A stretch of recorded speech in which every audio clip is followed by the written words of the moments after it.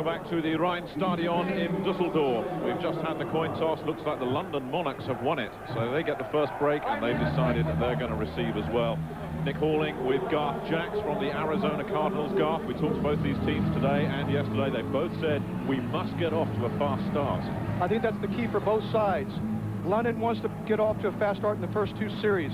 They need to establish the running game. They need to find some kind of way to get them back on the winning track. The Rhein Fire, they're in the same position. They're 0-2. They need some kind of momentum swing. If they don't come out with a victory, they may be finding themselves in a tough position come next week. Well, both these teams have had pretty long losing streaks. Lionel Taylor will be trying to end London's. What a step up for him. A week ago, the offensive coordinator, then Bobby Hammond, was fired on Monday. Let's go. Lionel got the call. Coached Texas Southern University for 5 years. He was their athletic director as well, but that was in the early 80s. But he certainly put a smile back on the faces of the London Monarchs. You know what I like best about Lionel Taylor is we're out of practice on Thursday, and Lionel Taylor stopped practice after Jerry Drake ran over Russell White, and everybody was cheering, giving high fives. He stopped the play and says, guys, if this is the attitude you're going to have, we're not going to win. He says, if you want to win, you've got to come out here and play our kind of football. And there's Galen Hall, who really looks in amazement, really, at this team. They've done nothing wrong, but they just haven't come up with any big plays. If you look at their numbers, there's nothing wrong with the Rhein Fire in any department. No, they're not. But you know what they're doing? They're shooting themselves in their foot by making too many mental mistakes. Too many mental mistakes equate in losses. Leo Aragus, the punter, will get things underway. Trofeo Greer and Russell White are back, and it's Greer who takes it at about the 3. Good kick from Aragus. Greer gets past the 20, still on his feet, gets some running room. A big return from Trofeo Greer down to the 40-yard line. London have got the fast start. Looks like Matt Gay came up from safety. The safety man made the stop, but that's what London needed. This is exactly what you need. Exactly what you need. And it gives Preston Jones good field position to work in for the first time this season. Had a wretched week last week in Frankfurt. But credit Lionel Taylor for saying, hey, this is our guy. It was the whole team that messed up last week, not just Preston Jones, and he's got a chance to show what he can do from the 40-yard line on first down for the London Monarchs. Jones drops to pass, first of all. And Larry Wallace has got it and is eventually wrestled down by Mike Salmon. Jamal Ellis was the man he beat, but that's going to be close to first down yardage. Larry Wallace had a couple of drops, but is always their go-to guy. Russell White and Victor Exabuk-Dike in the backfield. Willie Hinchcliffe is also split wide right, and Mike Titley, just 1 catch in 2 games for a man who had 45 catches for the London Monarchs last year. They've got to get him involved more. That's second and short at about the halfway line for the London Monarchs. After the pickup of 9 from Larry Wallace. Jones drops to pass again, lots of time, and he's got his man again. It's Mike Titley, who's stopped by Mike Salmon after a pickup of 8. Now this is a good start for the London Monarchs. The offensive line, McIver, Wisdom, Greg Black are all allocated from the NFL. Black from the Steelers, McIver and Wisdom from the Jets, Damon Baldwin and Chris Loomberg rounding out the front 5. You have to like what Lionel Taylor is doing. He's opened up the offense. He's finding Titley. He's doing what he said he has to do in order for this team to win. And this is better already than what we saw in Frankfurt. Pressure comes, but they've picked up the blitz, and it's another completion. And down into about the 35-yard line, and still battling and scrapping for more is Mike Titley. Mike Salmon on the stop, and Titley has doubled his output in 3 plays than he had in the last 2 games. Well, we'll talk about this earlier, but this is one of the keys to their victory. In order to have a chance to win, they need to find Mike Titley. Mike Titley has been shut down the last 2 weeks. Only 1 catch in the last 2 weeks. If they want a chance to win, they need to get the ball to this guy. This is the spark that they are looking for in order to win this game tonight. 9 more yards. They've gained 9, 8, and 9 in 3 plays. Now they go on the ground, and looks like Gaston Green is stopped by Klaus Biedermann, the national linebacker, but looks like they're going to move the chains on that one. A pickup of 3. They only needed a short one. Well, the Rhein Fire defense are rocked back early here, and they're going to have to make some adjustments. Evans, Parker, Wilson, and Roberson. A very strong, imposing defensive line, but they're not imposing themselves here early on. The ball's moved to the far 32-yard line. We had that kickoff return to the 40, and it's been London all the way ever since. Again, they show blitz. They're picked up. Jones finds Wallace, who steps out of bounds ahead of Jamal Ellis. A pickup of around 9. The linebacking crew for the Rhein Fire, very solid, anchored by Percy Snow, a first-round draft pick out of Kansas City back in 1990. You see Larry Wallace coming back there. Anthony Fieldings led the league in tackles last year. Jason Carthen played 10 games for the Patriots over the last couple of seasons. All three of those guys with NFL experience. Look for a big game from Percy Snow. He knows what he needs to take in order for him to play in the National Football League. Pickup of 8. The ball spotted at the 24-yard line. Second down and 2. Jones drops back to pass again. They get Willie Hinchcliffe, the speedster, who was tackled by Larry Kennedy, but that's another first down. And this is impressive. You know, talking to Galen Hall yesterday, he said that the person that scares him the most is Willie Hinchcliffe. Willie Hinchcliffe has world-class speed. If you give him a chance to beat you, he will hurt you.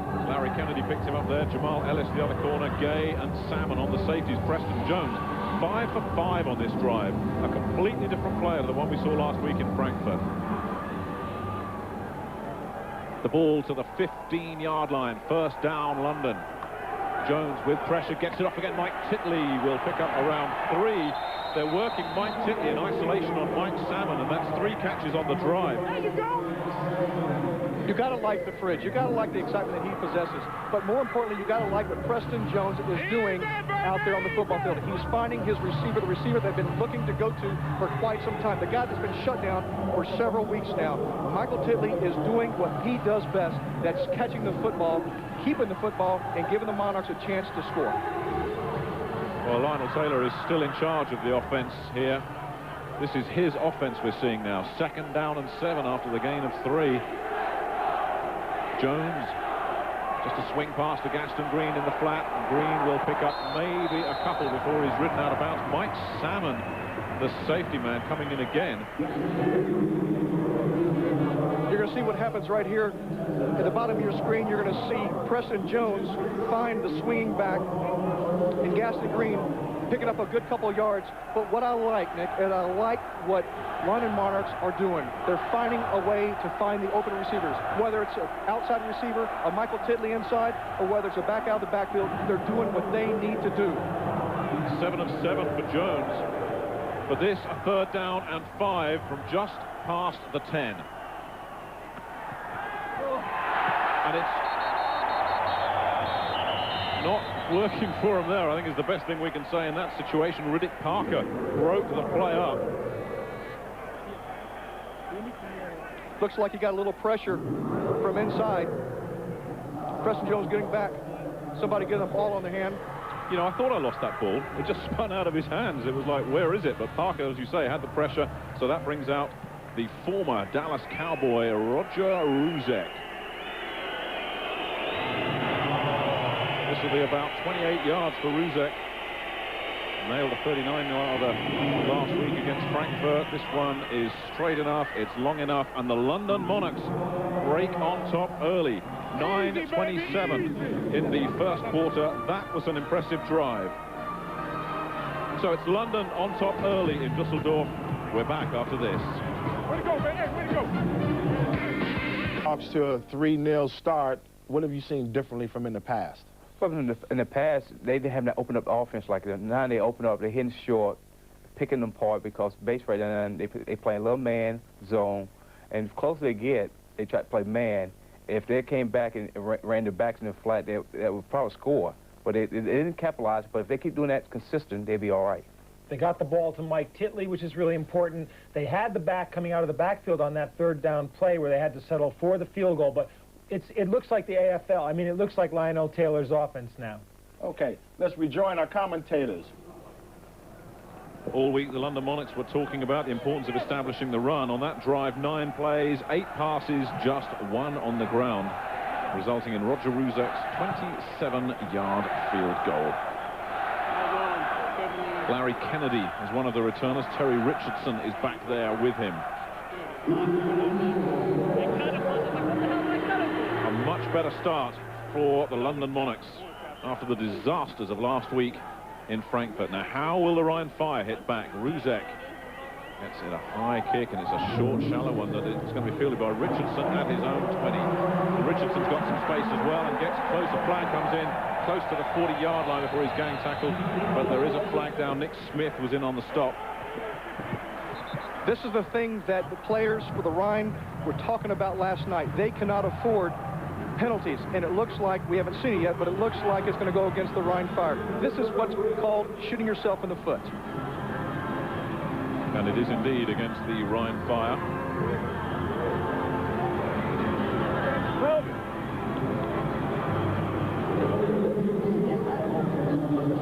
It's the sort of thing that drives a coach to distraction. 10-yard penalty, first down.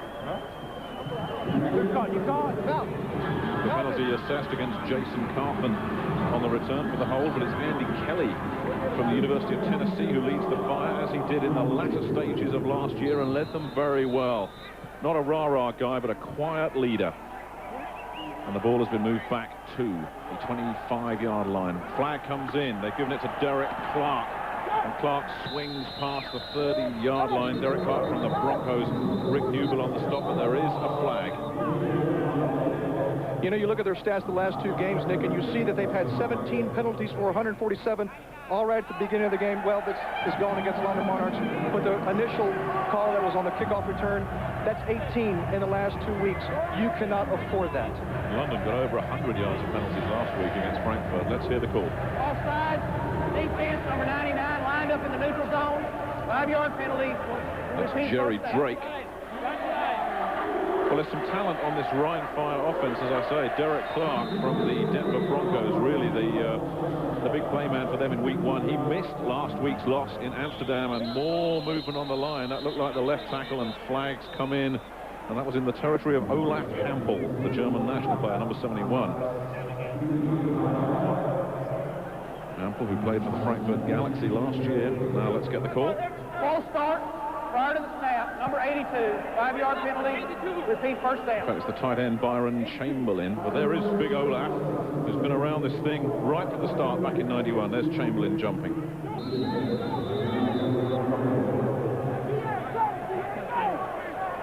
So it's 1st and 10 once again from the 25, and dropping back to pass and it's broken up. Andy Kelly, Sean Crocker broke it up. He was looking for Manly Woods, but Crocker came over and broke it up. Manly Woods from the NFL Seattle Seahawks, working with Richardson and Clark in the backfield, knocks the other wide out, the tight end, who's their real danger man, Byron Chamberlain. He has their 3 offensive touchdowns so far. 2nd and 10 from the 25. Motion in the backfield from Clark. Kelly looks, fires, gets his man. It's the tight end, Rick Newble, on the stop, and they probably bring him up short of first down yardage, but that's Byron Chamberlain in the game. 2 NFL guards on the offensive line. Derek Allen from the Giants, Steve Harding from the Colts. Wlaf Hampel, the German national player, is there on merit. Bob Cronenberg and Steve Hoyem rounding out the front 5 for the Rhein Fire. 3rd and less than a yard for the Rhein Fire. A pickup of 9 for Byron Chamberlain. Preston Jones on the sidelines, hoping his defense can douse the Fire early, and they go on the ground, and probably just about enough. Rick Newble on the stop. Looked like Derek Clark picked up enough. This is one of the things that the Rhein Fire cannot afford to do. They cannot afford to put themselves in a 3rd and long position.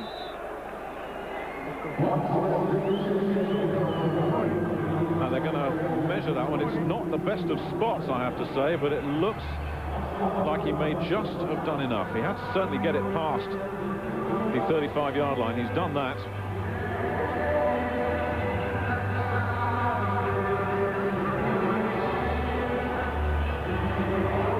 Looks like he may be short. We can't see. There's too many Monarchs players in there. It's short by a couple of inches.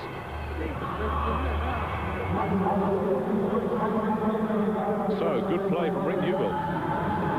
You know, thing that impresses me about Newbill is he has the build of Matt Millen, a guy that maybe not having much talent, but he's got incredible heart, he's got incredible knowledge of this game, and he's a ferocious hitter. So the punting unit comes in. The Rhein Fire don't gamble with a 4th and short. So the defense has held. Leo Aragus, who's punting very well for the Fire, will punt it away to Kenny McIntyre, who is standing on his own 20-yard line. High snap, Aragus deals with it, gets off a good kick, fair catch called for by McIntyre at the 24-yard line, and he needed safe hands there. There were 2 players converging on him. So in Dusseldorf, it's the Rhein Fire nothing, the London Monarchs 3. We'll take a quick timeout. Both ends of the field, James, so far. No doubt about it. You can see right at the beginning, they saw the special team set the tone, got the offense in a situation. They moved the ball down there and got 3 points, but overall, I think they're on the right track right now. On the other side, it didn't happen right now. They question themselves, and special team not doing like they should have, but right now, special team winning the game. Yeah, you were saying that it seemed like they were kind of hesitant on making the big call for the Rhein Fire. Well, you give both teams is 0-2, and yep. some out afraid to step up to the plate and take control of it. But right now, they're suching each other out, and I think if London could get themselves together and keep maintaining what they're doing, they'd be all right. Okay, let's go back to the Rhein Stadium to see our announcers, Mr. Carlin and Jax.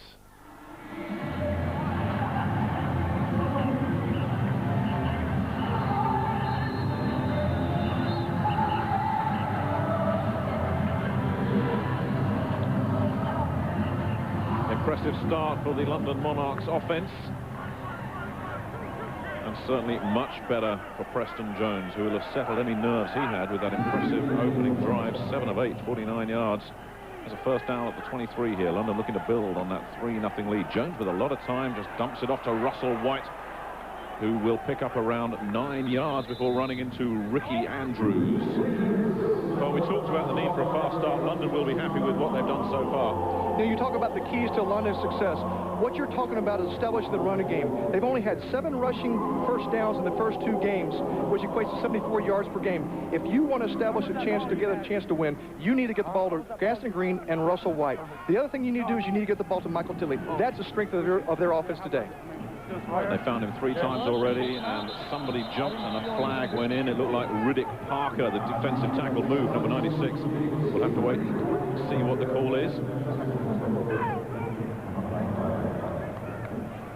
Encroachment, defense, number 96, 5-yard penalty, first down. You'll see right here the defensive tackle coming in there. One of the toughest things to do, Nick, is when you're over the ball, is to tune out the snap count or tune out the height from the quarterback. Get you offsides all the time. On the ground again with Gaston Green, who stops, waits for his blockers. He was hit by James Roberson. First of all, Matt Gay came up from safety just to make sure. But Gaston Green is going to get more playing time in this game than he has in the previous 2 games, so that'll keep him happy. You know, Gaston Green was back in California in his clothing store, and he watched football on TV, and he got that bug again. He got that excitement. What took him to the game in the first place, and he says, hey, I'm going to take the chance to go over here to the World League and see if I can still play this game, and I believe he can. No doubt about it. 4 yards on the carry from Green, and Green gets the ball again, gets some running room, will get close to first down yardage. In fact, past midfield, that's good enough for a first down. Mike Salmon, the safety, on the stop. Ricky Andrews in there, number 91. Well, they went through the air on their last drive. They're doing it on the ground on this drive. They definitely are. And I tell you what, you know, I like what Lionel Taylor is doing. He's sticking to his game plan. He said earlier this week, he said he's going to do what is the basics. And the basics are, in training camp, run the ball, throw the ball. And they're doing that tonight. The ball at midfield. London 3-0 up. 5:49 to go, first quarter. Looking for more.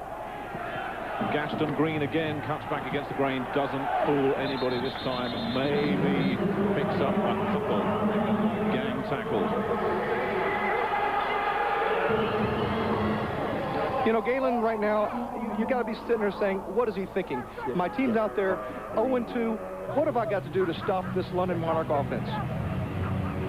Head coach of the Orlando Thunder before he came here.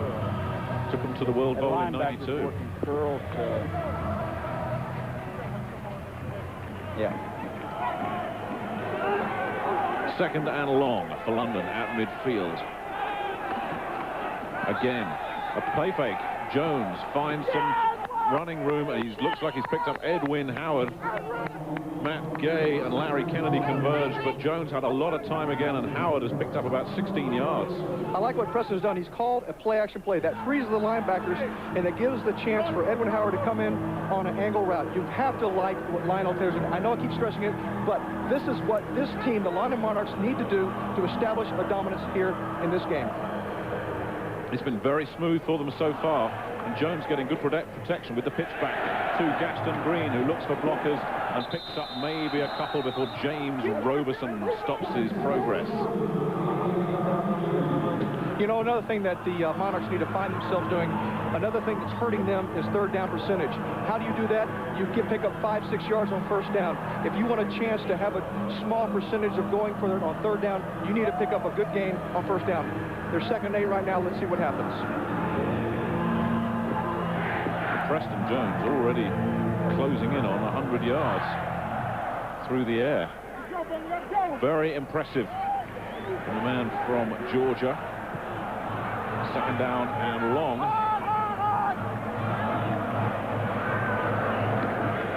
And again, it's a box snap, and it looks like the Rhein Fire recovered it. And that really hurts the Monarchs, and it's the big play that the Rhein Fire needed. It just seemed that the snap was all wrong. I think James Wilson came up with it. But everything was going so well, and it's just gone wrong. Watch right here at the bottom of your screen. You see that there was a fumble right there at the exchange between the center and the quarterback, and that's what you cannot afford to do. You cannot afford to do that if you're the London Monarchs. You have the momentum going, and you cannot give a chance for the Rhein Fire to regain on the mistake that you just made. Well, that guy there, James Wilson, came up with it, so that gives the Fire the opportunity to hit back. Andy Kelly just dumps it off over the middle. And a pickup of around just 4 yards there. Jerome Davidson stopped by Nick Smith. Again, you talk about big plays for the Rhein Fire. This is what they need to do to capitalize on a chance to win. Talking to Galen Hall last night, he said we're making too many mistakes. What we need for this team to go is big plays. That's the first fumble recovery they've had this season. 2nd down. Flags come in. There was movement. Jerome Davidson, lots of flags everywhere. Davidson will get to around the 40, but there was certainly movement on the Monarchs defensive line. Then flags came in from the other side as well.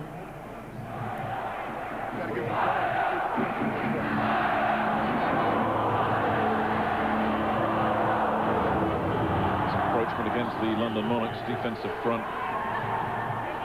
The London Monarchs cannot afford to do this right now. They cannot afford to give up the momentum that they have. They've got Perry in on defense. They're obviously looking to stop the run. But one thing they cannot do is they cannot give the chance for the Rhein Fire. Number 99, 5-yard penalty, repeat 2nd down. They cannot give a chance for the Rhein Fire to put themselves in position to capitalize on the mistake they made. Well, that's Jerry Drake again. That's the 2nd flag he's called this game. Was flagged last week as well. He's just got to tighten his game up a little bit. Jerry Drake, a teammate of my colleague Garth Jax's. Ontowarn Carter goes in motion, but they go straight up the middle to Jerome Davidson, who is stopped by Kevin Gaines, the strong safety. But they'll move the chains on that, a pickup of around 9. You know, you have to wonder what the Fringe's position is on this football team. Obviously, he's in there to stop the run. Can he cover back out of the backfield? No, but he's in there to stop the run. Obviously, they game planned him. They went away from him, utilized the strength of their offensive line to do what they need to do. The ball at midfield. Carter in motion. Kelly with lots of time and picked off, juggled, picked off. Kenny McIntyre's got it. And looking for blocks. Past the 40, still on his feet, just past midfield. London's defense comes up with a big play. Kenny McIntyre, his 2nd of the season. Another great look right here. You'll see Andy Kelly trying to find the open receiver. but you'll see right there, heads-up play by the defensive players, getting their hands on the balls. How do you create turnovers? Getting your hands on the football. You'll see McIntyre that did exactly what he needed to do. Well, Kenny McIntyre came to this team last year from the Pittsburgh Steelers. He's now with the Kansas City Chiefs. 4 interceptions last year. He's halfway to equaling that number already. In 2 games and less than a quarter. And the ball spotted at the 45-yard line of the London Monarchs. Preston Jones was getting some coaching from his head coach in that last series. He's got Willie Hinchcliffe. Now, did he get a foot in bounds? They're saying he did. They've got Hinchcliffe into the game. Gay had the coverage, but Hinchcliffe has such speed. One of the things you talked about when you talked to Preston Jones last night, he said he would like to get the ball to Willie Hinchcliffe. The only thing he was concerned about was could he catch the ball. Obviously, keeping his eyes on the ball. Here you see right in the middle of your screen, great concentration, coming down the ball, keeping that foot in bounds. Big play, big opportunity for London Monarchs. He just torched Larry Kennedy. He just went past him like he wasn't there. To the 20-yard line, a pickup of 35. Gaston Green gets past the first guy, gets back to the line of scrimmage when it looked like he was going to lose 3 or 4. You'll see in the middle of your screen, Percy Snow coming in. Takes the back out here. The 2 corners are here. Top of your screen, Percy Snow coming in on a blitz. This is a great heads-up play by Gaston Green. And, you know, that's what they said about Gaston Green. He has a feel for the football game. He has a feel for the football field. Gaston Green making a heads-up play, getting away from the initial tackler. Obviously, you can't do anything when you got a swarm defense. Well, no gain on the play, but that could so easily have been a 4-yard loss. Brings up 2nd down and 10 from the 20. London looking to build on that interception from Kenny McIntyre. Jones gets a lot of time, goes over the middle. He's got Russell White, who came out of the backfield and beat Larry Kennedy on the coverage inside the 10. A pickup of 12. That'll move the chains. One of the things that Coach Lionel Taylor was saying is that they need to get the ball to Michael Titley and not so much utilize the receivers. But I tell you what, when you got a guy like Michael Titley that's catching balls, you're going to see the defense scheme him, which enables the receivers on the outside to get open. Obviously, Russell White coming out of the backfield, making a big play. And Preston Jones over 100 yards, and we're still in the first quarter. 1st and goal from the 8. This will probably be the last play of this first quarter. Jones with a lot of time. High, touchdown, London.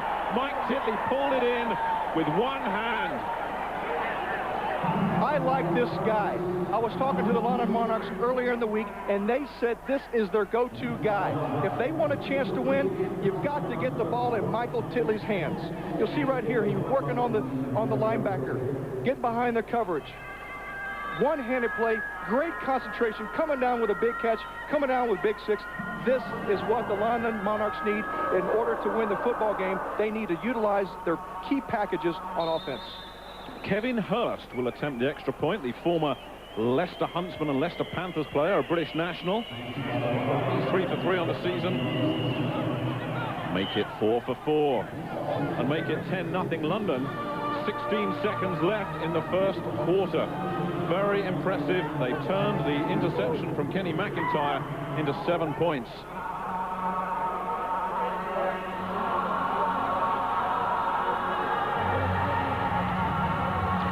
And Kevin Hurst, well, he's happy. And Mike Titley, he'll certainly be happy. 4 catches in that first quarter alone and a touchdown. And you look at that and you look back at the last 2 games and say, why didn't they use this guy more then? You know, I don't know, but it's definitely worth to see this guy work in. In the first 2 games, they only gave him 1 ball out of 29 balls thrown. Why didn't they go to him earlier? Who knows? But tonight, Lionel Taylor is utilizing a strength of this offensive package. His name, Michael Titley, wears number 82. Welcome back, Mike. You know, that's one of the things that you can't figure out. Why a guy's not used, why it takes a changing of the guards to make it happen, who knows? But bottom line is, again, the London Monarchs cannot afford to concern themselves with what's happened before. All they can concern themselves with what is going on tonight, and it looks like they're doing that out here, Nick. So far, so good. 16 seconds left, first quarter. Roger Ruzek gets off another high kick that's fielded at about the 22-yard line. Looks like Larry Kennedy may have picked that one up. A good field position for the Rhein Fire on Roger Ruzek's kickoffs. are very shallow. A.J. Jenkins, number 63, on the stop at the fire, get good field position again. This is one of the things that you don't know if it's a game plan or if it's just an errant kick. Roger Ruzek getting a short kick, giving the Rhein Fire a chance for them to get good field position. You can't afford that if you're the London Monarchs. You cannot afford to give them the key field position that they need. What it does, it creates a short end of the field. That gives the chance for the Rhein Fire to do what they need to do to put points on the football board. Well, they have another excellent opportunity here at the 44-yard line. And this should be the last play of this first quarter, and it goes on the ground to Derek Clark, who manages to, no, they're saying he's down, which is lucky for the London Monarchs, because Clark saw daylight and just went Jerry Drake on the stop after a pickup of maybe a couple. And that will do it for the first quarter. And a good first quarter it's been for Lionel Taylor and the London Monarchs. The visitors lead the Rhein Fire 10-0.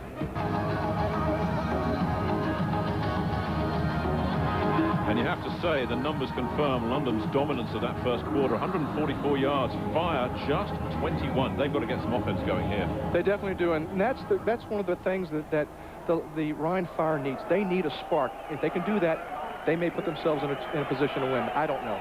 Titley's provided the spark for London. Who'll do it for the Rhein Fire? Chamberlain goes in motion.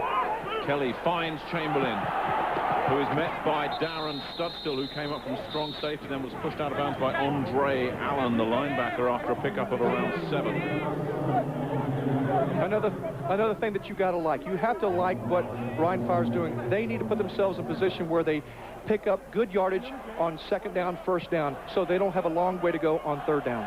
And they've gone to their hurry-up offense. You saw Andy Kelly check his wristband there. We'll tell you about that in just a moment. Tommy Boyd goes in motion, and they swing it out, and it's dropped. And a coachable ball there put down by Terry Richardson. Again, you talk about doing things that is not characteristic of your offense. You talk about a team that needs big plays. What they're doing is they're dropping passes, they're creating mistakes, they're getting fumbles calls on them, they're doing what they don't want to do. So Leo Aragus comes out once again. Kenny McIntyre, the return man for London, stands at his own 10-yard line. Aragus gets it off, another good high kick. McIntyre calls for a fair catch and leaves it as it bounces into the end zone and through. That'll be a touchback for the London Monarchs. Aragus really gives it some weight, and McIntyre left that one well alone. Well, we're in Dusseldorf tonight. 6 teams in the World League, from Edinburgh in the north to Barcelona in the south. This is game 3 of our 10-game schedule. The rosters really, when you consider, Garth, I mean, you come from your NFL background, they're pretty tight rosters here. Well, sure, but you can't afford to bring over a lot of guys. This is a small market and it's a small industry. I think they're doing great with the number of players that they have. You know, you look at some of the teams in the National Football League, how many of those 53 guys do they actually utilize?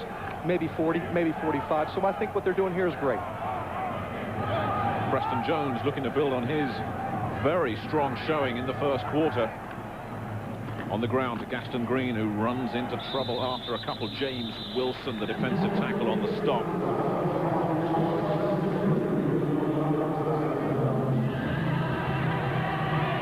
All through the air effectively for the London Monarchs so far, but with the threat of white and green in the backfield, the Rhein Fire defense just being kept on their back foot a little bit here.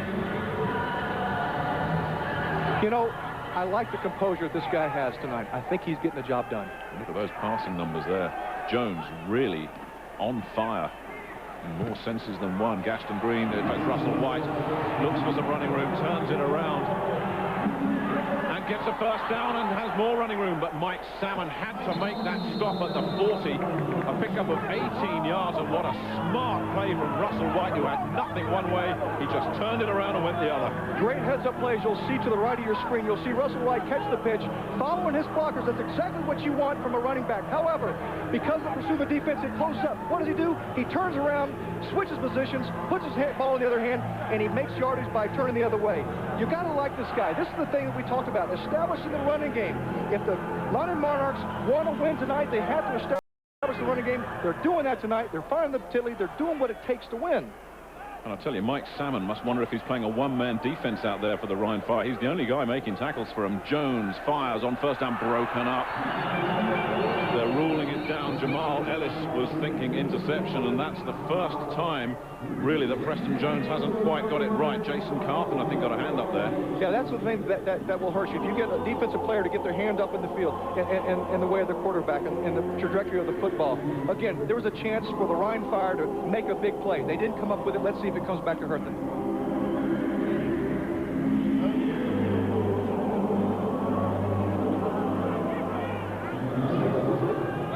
Well, we remember just 2 weeks ago, London looking so good in the first half against Scotland.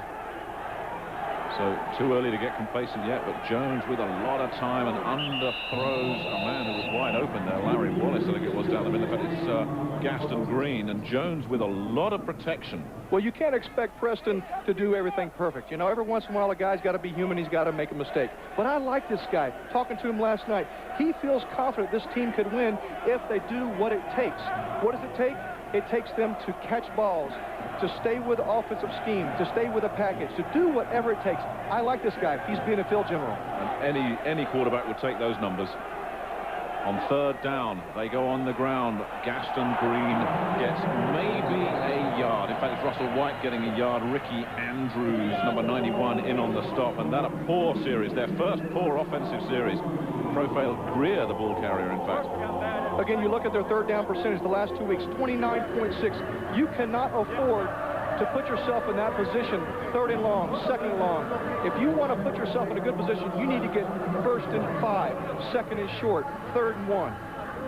Which brings out Sonny Fexico, whose punting is inconsistent. Tommy Boyd fields at around his own 24-yard line. A much better kick from Sonny. Not much chance of a return there for Tommy Boyd from the Detroit Lions. So it's still London 10-0 ahead, 11:20 to go, first half. This was the pre-game power party, as popular as ever, but not much to shout about for the fans so far. Motion from Carter and a draw play up the middle. There's a gain of around 3 yards. Dunstan Anderson, really the first man in there on the stop.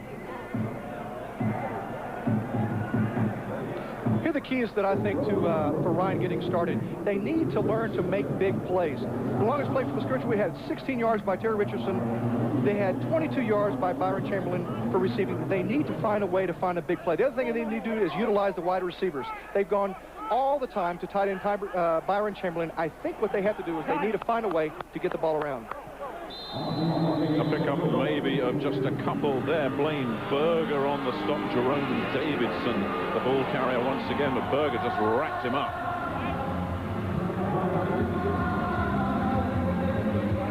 This Rhein Fire defense has been kicked around in this game so far. You know, they really have, and you have to sit there and think, well, what are they going to do to stop this? What are they going to do? They're going to go back to their old game plan. Third down and 5. This is a big one for the Fire, looking to get something going. Kelly drops to pass. Pressure comes. Nick Smith made the hit and forced the pressure. Great pressure from Nick Smith on the outside. What happens is you get a guy that's turned loose, and you get the quarterback, Andy Kelly, turning his back away from, can't see from the blind side. Nick Smith coming in, doing what he needs to do, put his helmet right in the back of Kelly, causing a chance for the pass to be broken up. You have to like that. Nick Smith doesn't do much blitzing, so Lionel Taylor putting a few wrinkles in here. In fact, it's Bob Zeman, the defensive coordinator, who's come back this week. He was their coordinator last week as well, last year as well. And the players very happy to see him back. Aragoose, who's been a busy man, gets off another high kick. McIntyre fields at his 24. Still on his feet and then flattened by Matt Gay. Fantastic hit. Fantastic. Gay held up McIntyre, but it's London holding up Rhein 10-0. We'll take a short break. We'll be back in a minute. Well, Matt Gay plays safety here. He played wide receiver in college, and this was a heck of a special teams play. One heck of a special teams play. You'll see him come in here, and he'll drop his head and put it right in the numbers. We call those number crunchers. You've got to like a guy like this, because this is what it takes to play special teams. London first down at their own 27. Stay on the ground. There's some running room there. Russell White taking full advantage of some good blocking. You'll see here in the end zone, look, a fantastic hole established by the front line. but yet he didn't pick it. He stayed following, and the pocket closed. They collapsed. End of story. Still picks up 5, maybe 6 on the play for Russell White. As you say, the possibility of more there. Takes it to about the 32-yard line. London looking to establish the run, go with White once again, who gets maybe a couple. James Roberson on the stop. That'll bring up a 3rd down and 1. The ball to the 36-yard line.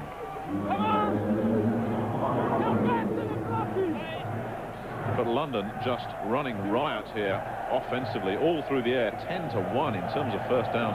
This is exactly what Lionel Taylor would have ordered if he could have devised the plans himself. You have to like what they're doing.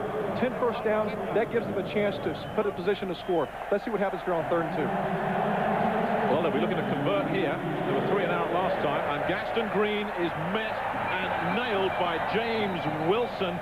Stacey Evans came in and helped, but that was a big play from James Wilson.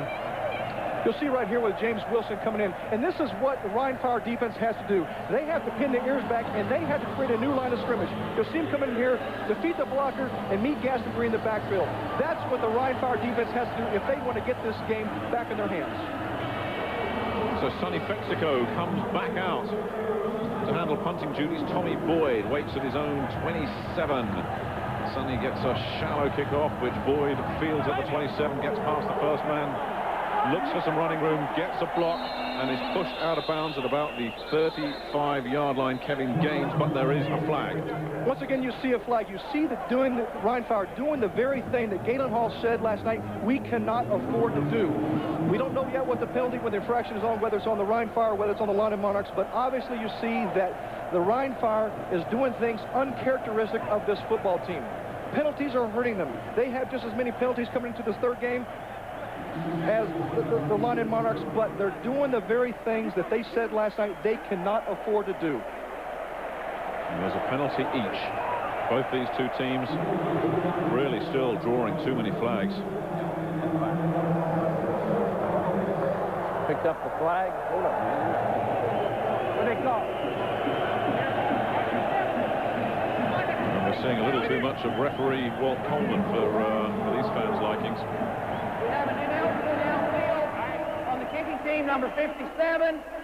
We have a personal foul clip on the return team.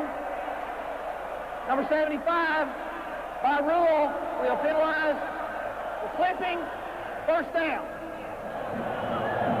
Peter Gross-Pass, who did the clip, one of the German national players on the Rhein Fire team. I didn't think we were going to call his name tonight, and he won't thank me for calling him on a clip. No, but here's the thing that you have to look at, and you have to get a little chuckle. You have 2 penalties you think that they should null and void each other, but obviously the worst of the 2 evils gets penalized the most. And down to the 18-yard line for the Rhein Fire. 7:46 to go, first half. The Fire trailing the Monarchs 10-0, and Galen Hall with work to do. And he's managed to get nothing moving offensively against this revamped London defense. Defensive coordinator Bob Zeman has worked with this team for just 2 days, but what a transformation. Flags come in, there was movement on the line from London and a lot of running room. 8 yards for Derek Clark. You can't give him that much room. No, but another thing that you have to look at, you have to sit there and say to yourself, you've been taught when there's a penalty to continue the play. That's what the Rhein Fire offense did. They continue to play, give an offense by offsides by the defense line, and the Rhein Fire continued to go with the play. This is what you call smart offense. Looked like Lewis Capes there may have jumped. Offside, defense number 66. Penalty is declined. Second down. And it was indeed Lewis Capes. But they've declined it because they picked up around 9 yards on the run from Clark. Brings up second and not a loss. It's a very short yard. The Fire looking to ignite. They send Richardson, in fact Clark in motion.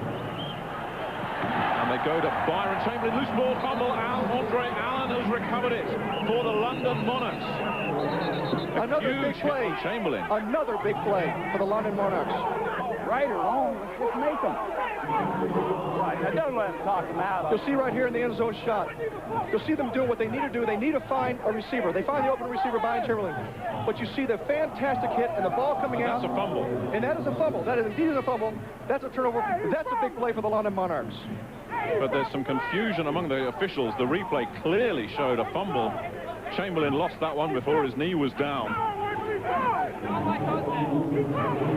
And Andre Allen recovered it. And that's wrong. First down. That's a bad call from the officials. Indeed, it was wrong. But I'll tell you what, these guys are human. They're bound to make a mistake. Unfortunately, the mistake has hurt the London Monarchs. Well, the Rhein Fire needed a break in this game. They just got it. Indeed, they did.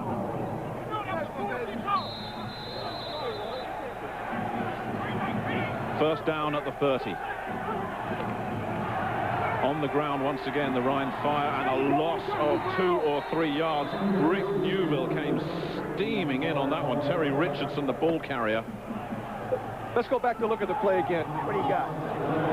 You'll see Andy Kelly roll out, find the open receiver, Byron Chamberlain. And then you see Kevin Gaines coming up from the strong safety position, knock the ball out. Indeed, Nick, it was a fumble picked up by the London Monarchs defense. A loss of 2 yards on the previous carry for Terry Richardson, and a timeout called on the field with 6:47 left, first half. Timeout. London. That's their first team timeout. And there's Galen Hall, and it's been a tough first half for him.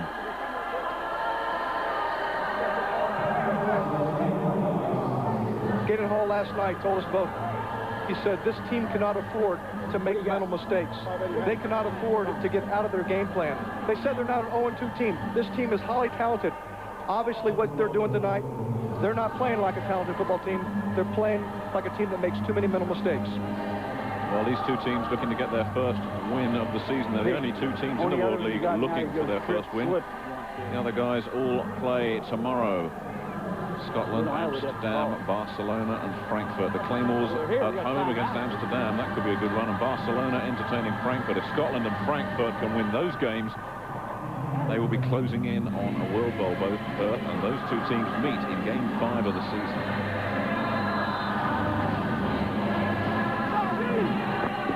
Second down and long for Andy Kelly, who's found the going hard here at the Rhein Stadion in this first half. Kelly drops, swings it out. He's got Derek Clark, but Andre Allen stayed with it, and the help came from Kevin Gaines to complete the job. I like the pursuit that the London Monarchs defense does. So you get a ball thrown out in the flat, but what you do is you get a defense, a swarming defense that converts on the ball, shuts down the receiver, puts them in a third and long position. No gain on the play. In fact, they may even have lost a yard. That'll bring up third and around 13. And the Fire need to catch fire soon. Excuse the pun. Kelly swings it out into the flat once again. Derek Clark's got some running room this time and is nailed by Darren Studstill, but has done enough to pick up the first down. One thing you had to ask yourself, why, when you have third and long, do you dump it out in the flat? Obviously so, because you want to get the offensive lineman out in front. Here you see right here, Andy Kelly dumping the ball off, and you want the offensive line up front, giving a chance to pick up some yardage, but obviously the swarming defense comes in, prevents the first down. Good heads-up play by the defense. And you can't give Derek Clark that much space. They call him Showtime, the man from the Denver Broncos, and he's showing plenty for the Fire here. First down at the 41, 5:20 to go, first half. Kelly fires, it's backed it up in the air and picked off again. Kenny McIntyre with his second of the game. Still on his feet, still on his feet. What a great return. In fact, it's Kelly that finally brings him down. Poor tackling as well from the Rhein Fire. In fact, it's Sean Crocker, is it? That's McIntyre with his second. And what a game McIntyre's having. This is the big play potential that you need to create a spark. London Monarchs had some controversy during the middle of the week. They bring in a new guy, Lionel Taylor. Lionel Taylor goes back to training camp mentality. Let's play football. That's exactly what the London Monarchs are doing. You'll see a heads-up play, tip ball, Kenny McIntyre taking it in his hands, doing what London Monarchs need to do to give themselves a chance to win the football game. And I think that may have come off the Fridge's helmet. Let's see if we can get another look at it. The Fridge fell over. Something certainly hit him. Jones at midfield fires and underthrown, and the receiver wasn't there. But Kenny McIntyre from the Kansas City Chiefs with 2 interceptions in this first half. You look at a guy like Kenny McIntyre, you say, why is he not playing in the National Football League? The reason why he's not playing in the National Football League because he was sent here to... Now look at Fridge. That's Fridge. Fridge had his hands up in the air. Fridge made the play. Fridge made the play. I'm impressed. Hey, listen, if you're going to do something right. He did it right there. 2nd down and 10. Jones just looking to get back into a groove again. Gets it this time. That's 1st down yardage. Gang tackled Matt Gay, the first man there, but Edwin Howard will pick up around 14. And this is a crucial drive for Rhein defensively. They're down by 10 with 4.5 to go first half. They've got to hold them here. They must hold them. This is what they need to do. They have to hold them in order to give themselves a chance to get back on the winning track. The ball spotted on the 31-yard line. Preston Jones looking to move London a little bit closer. What the Fire needs right now here, Nick, is they need a big play. They need a turnover to stop the momentum of the London Monarchs. Jones drops lots of time, and he was looking for Lindsey Collins, and there was contact there, and a flag does come in. Somebody certainly made contact with Lindsey Collins as he went through.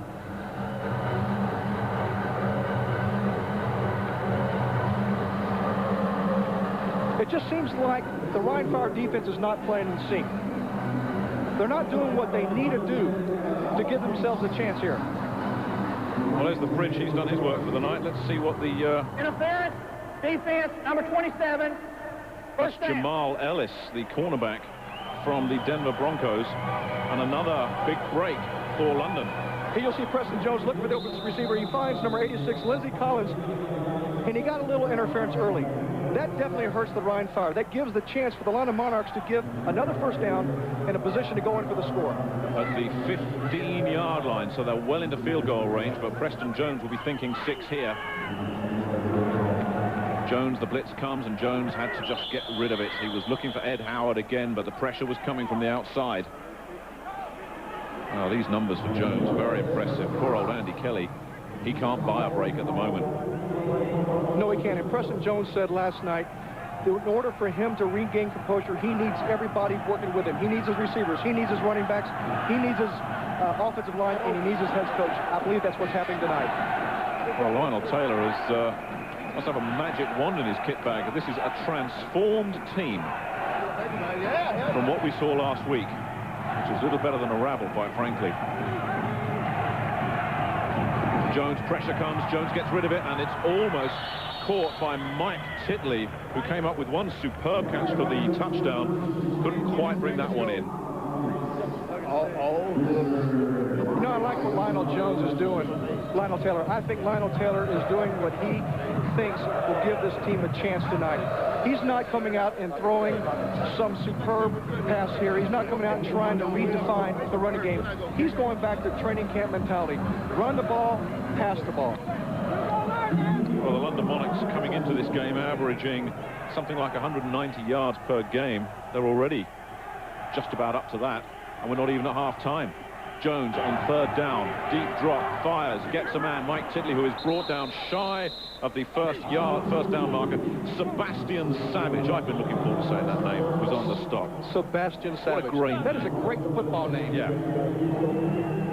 So Roger Ruzek will come out and attempt what should be a chip shot for him, around 25 yards. Ruzek 2 for 2 on the season. Already nailed a 27-yarder earlier today. This to give London a 13-point cushion. And flags, the kick is on its way, but it'll be coming back.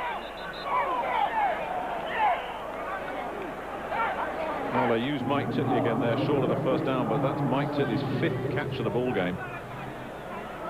for a guy who had just one in the 2 previous games. They're doing exactly what they thought they would need to do. Yeah. Get the ball to Michael Titley. Well, you said it, Garth, in pre-game. You Yes. said they've got to use Titley. Have to be on. If they're not, we're going to be some shit here. What happened? Way to go, oh, keep it up, baby, keep it up. Offsides, first down. And that really hurts. Well, Nick, this is exactly what the Rhein Fire defense does not need. This is what the Rhein Fire entire team does not need. Finding themselves in a position where they've been offsides, given a chance for the London Monarchs to go back on offense, first and goal. Rhein Fire could not afford that. First down. That's a disaster for the Rhein Fire. Again, the Rhein Fire is not playing in sync. They're not doing what they need to do. They're playing uncharacteristic football here tonight. First and goal from the 5 for the London Monarchs. And we're at the 2-minute warning. 2-minute warning. 2-minute warning. So Preston Jones will have to wait before making the most of his unexpected opportunity. It's all gone London's way. They lead it 10-0. 2 minutes left, first half. We'll be back in a moment. Stadium in Dusseldorf, and James Brooks is here with me. In this situation, what will we look for the London Monarchs to do? Right now, if it's first and 10, they got an opportunity to run it. How well they're doing right now, and I'll pass it. If I had to bet on this, I would think they would be going to the tight end because he's really been a big part of the offense today, and I would be saying that, hey, he'd be the big person to get the ball to. Not him, Gaston Green be one. That's right. Watch Preston look for Mike Titley and then try to find Gaston Green or Russell White coming out, swinging out of the backfield and moving downfield. But the big man, look, Galen Hall must be just killing himself right now. But the big man on that play, William Perry, you didn't believe me when I said that William hit that ball. You said, no, he's falling down. I mean, when we saw he was down, but Perry came up with the play. People have been wondering all year, is he just here for show or for what? He's but for go. He's here for go. He came up with a play for him, led to the interception.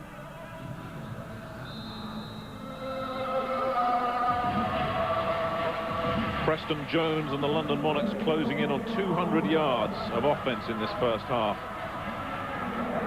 And I wouldn't want to be in Galen Hall's locker room during the interval. First and 5, they show blitz. It's picked up. Jones with time, looks, fires. Is it complete? No, they're ruling it out of bounds. Matt Gay had the coverage. They were looking for Lindsey Collins, who made a big effort, but Gay was there to break it up. You'll see coming at you in the end zone. The offensive line did a great job of picking up the blitzer. And then Preston Jones does a fine job of getting the ball in there. A little underthrown. Great breakup on the ball. Incomplete pass. Well, Matt Gay saved a touchdown there. One-on-one with Collins. Second down and goal from the 5. Collins switches wide right. Howard in the slot. Flags come in. Jones fires. Incomplete, but there was a flag anyway. Edwin Howard, the intended receiver. Matt Gay again on the coverage.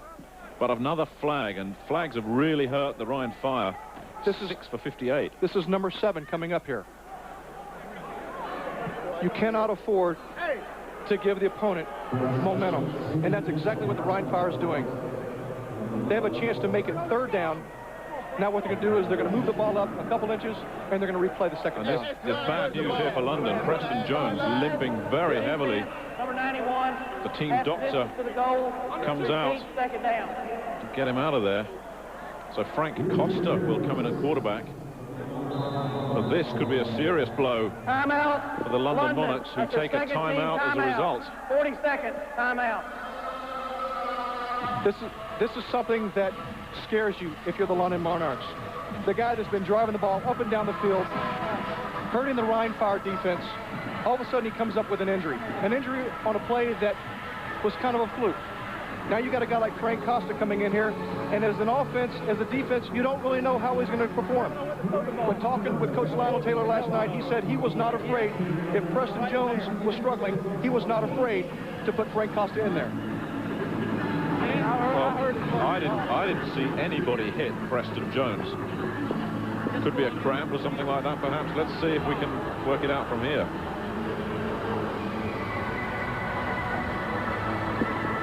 Nothing there. No, but what it looked like when he planted on his left foot, it looked like his knee twisted. And it looks like that's exactly what they're doing. They're checking out his left knee. Let's look at it again. You'll see Preston Jones rolling out to his right on the left of your screen, watch his left knee. Right here, his left knee buckles.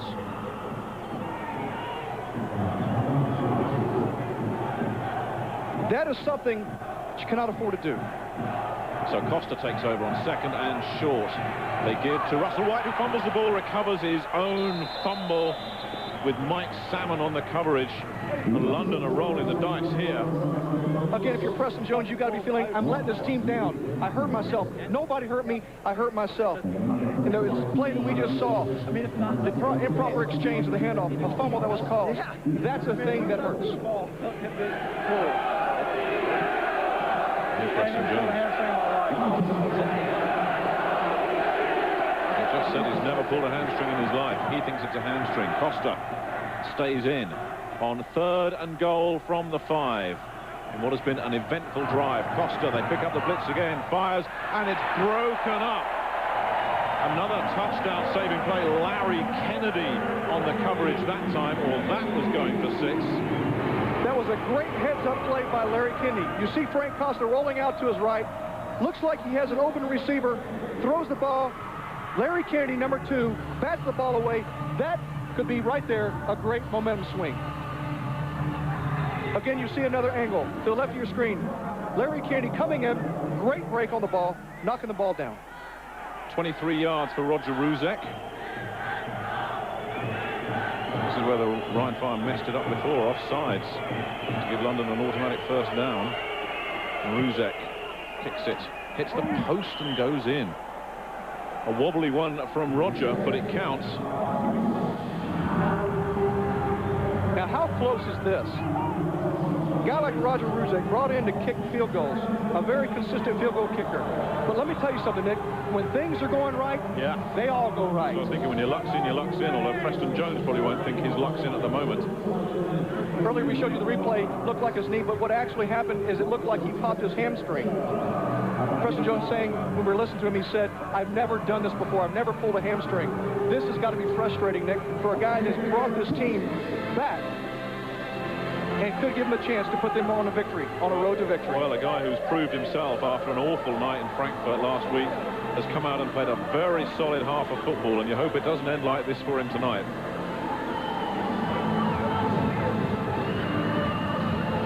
But his body language is not encouraging.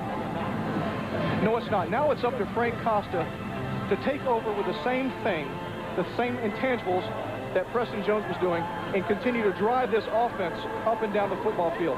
If he doesn't do that, then he's going to give that momentum swing back to the Rhein Fire, something that the London Monarchs cannot afford to do. Now, Roger Ruzek has put in a couple of shallow kickoffs the last couple of series. Richardson and Kennedy are the deep men.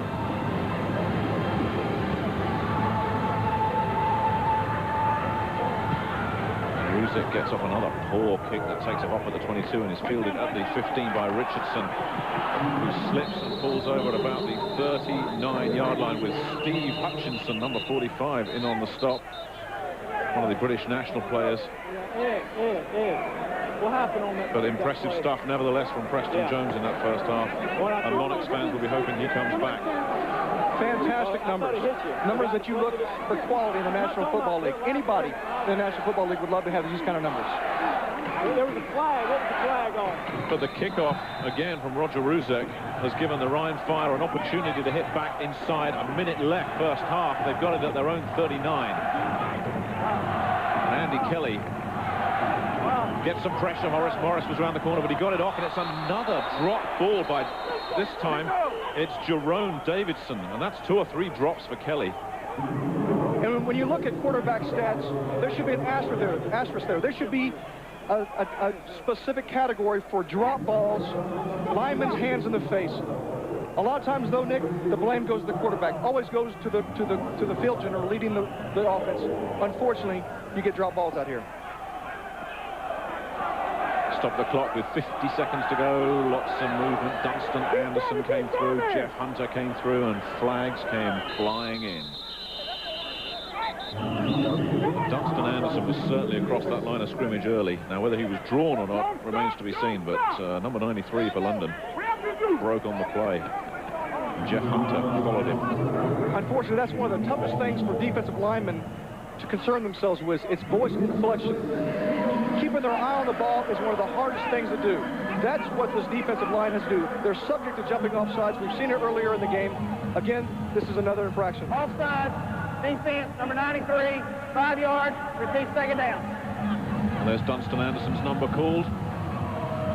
You'll see it right here. Little voice inflection by Andy Kelly. Bring in number 93. Offsides, given a 5-yard gain.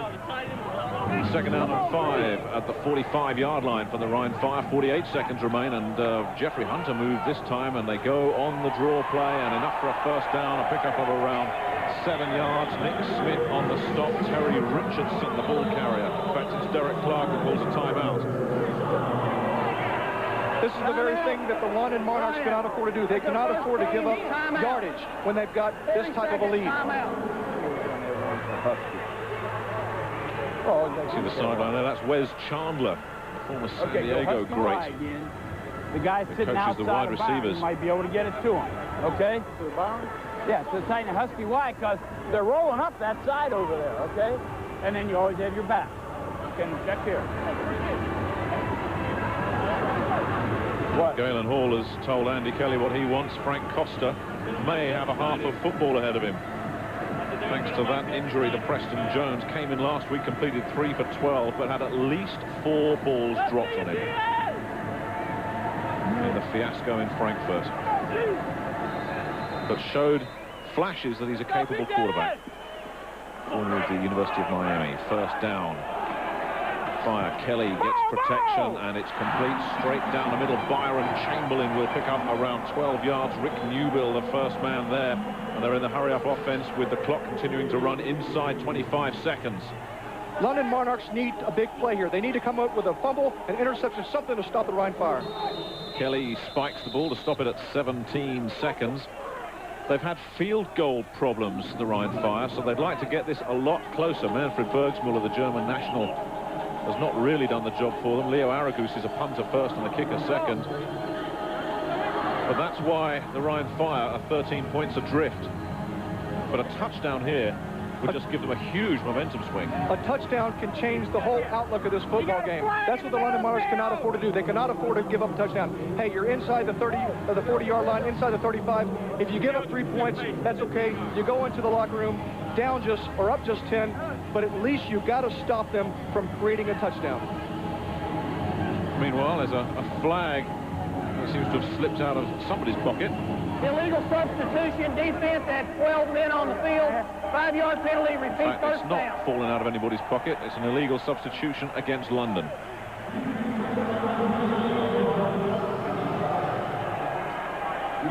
But the Monarchs wish it was just a flag that had fallen out of someone's pocket, but not so.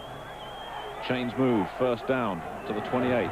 Kelly drops, gets pressure, gets the ball off, and a pickup of around 4 yards for Tommy Boyd. Kenny McIntyre on the coverage. Boyd got out of bounds to stop the clock with 12 seconds left.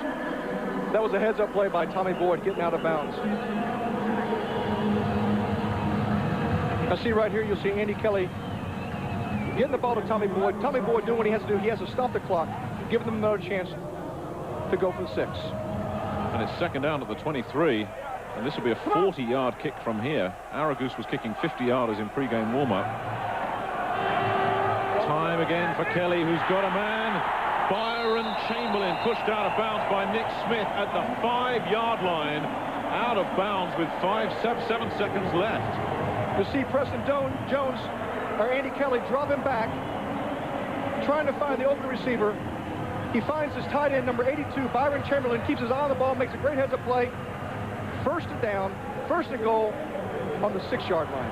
Now, do you try and get a quick play off here and then hope you can stop the clock before I don't know, I might run a draw here. Might have a running play.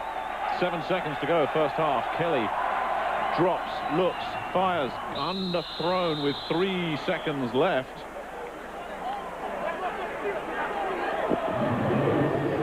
Well, it's been a dramatic last 2 minutes of this first half. We've got Preston Jones's injury. We've got the Rhein Fire on a drive. And it looks like we're going to see the field goal unit coming on. You have to ask yourself right here, do I go for the easy 3 or do I go for 6? Obviously, they're going to choose for 3. And the pressure on Manfred Bergsmuller, the former German soccer player. This a 23-yard kick. He's missed from 27 earlier in the season. But he's got that one. And the local boy made good. That is the end of the first half. Let's take another look at this field goal. You ever see Manny do the very thing that he's always wanted to do. Put the ball through the uprights. Concentration on the ball. Head down, follow through, 3 points. This guy, 46 years old, but you gotta like him. And I want to ask you something, Nick. Does that give you hope? Oh, definitely. There's hope for all of us. Hope even for you there, Garth. A 46-year-old rookie. Got to be the oldest rookie of all time. So Manfred Bergsmuller, the former soccer star for Werder Bremen, has given the Rhein Fire a little bit of hope at half-time in Dusseldorf. It's London leading the Rhein Fire 13-3.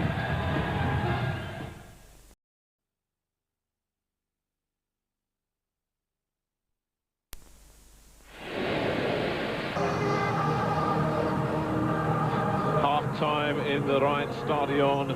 A good half for London in terms of numbers. 13-3 they lead it, but they've lost Preston Jones, we think, for the game. We want the ball. Preston Jones has a hamstring pull, a possible hamstring tear. This is how it happened. What happened here is Preston Jones rolling out to his right, his knee getting, or actually his foot getting caught up in the grass, causing a tear, causing a sprain, causing whatever it is, but hurting the chances for the London Monarchs offense. Right now, if I was the Rhein Fire defense, I had to be licking my chops, liking what I see, liking the fact that I got a backup quarterback coming in. Only down by 10 points, Nick. If I'm the Rhein Fire defense, I feel like I got a chance.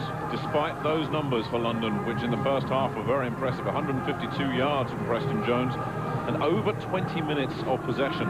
But the bottom line is a 10-point lead, and that's fragile. All right, baby, come on. You also look at the time of possession. One thing that is very much category of this team, the London Monarchs, they were giving up too much time of possession. Now they're taking it away. Roger Ruzek kicks it off. Fielded at around the 12 by Kennedy.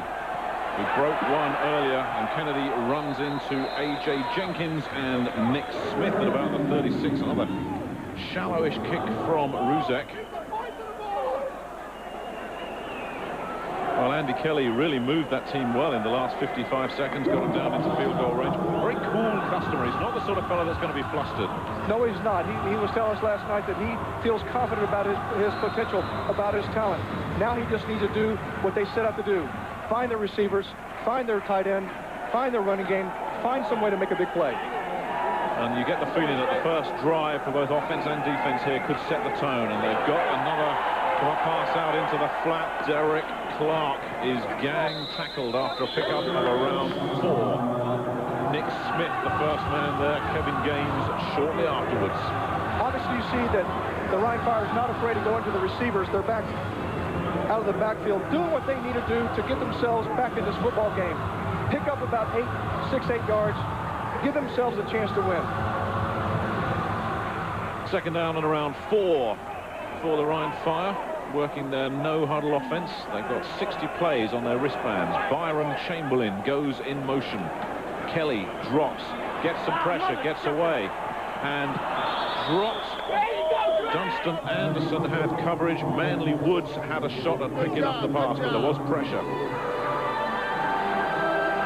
I like what the London Monarchs did. They came up with the pressure. They got Andy Kelly to scramble out of his pocket, out of his comfort zone. And as a defensive player, when the quarterback scrambles, you turn and you pick up and you find a receiver. That's exactly what's happened. They turned and picked up and found a receiver, took the momentum away. Brings up a third down and 4 for the Rhein Fire. London show blitz and whistles and flags before the snap. Once again, we see Jerry Drake doing something that's uncharacteristic of him.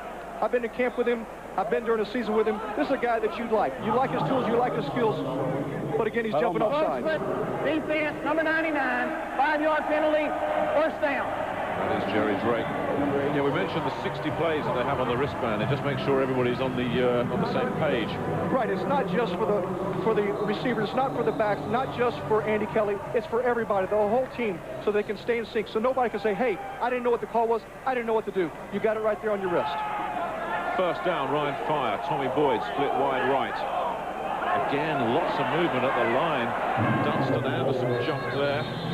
But 2 or 3 Monarchs were quick to get across. One thing you have to ask yourself, is this something that the Rhein Fire offense has done to scheme the London Monarchs defense? Voice inflection will pull a defensive lineman off the ball anytime. We'll see right here what the call is. They're working a hair trigger, these guys, and it's gone against London again.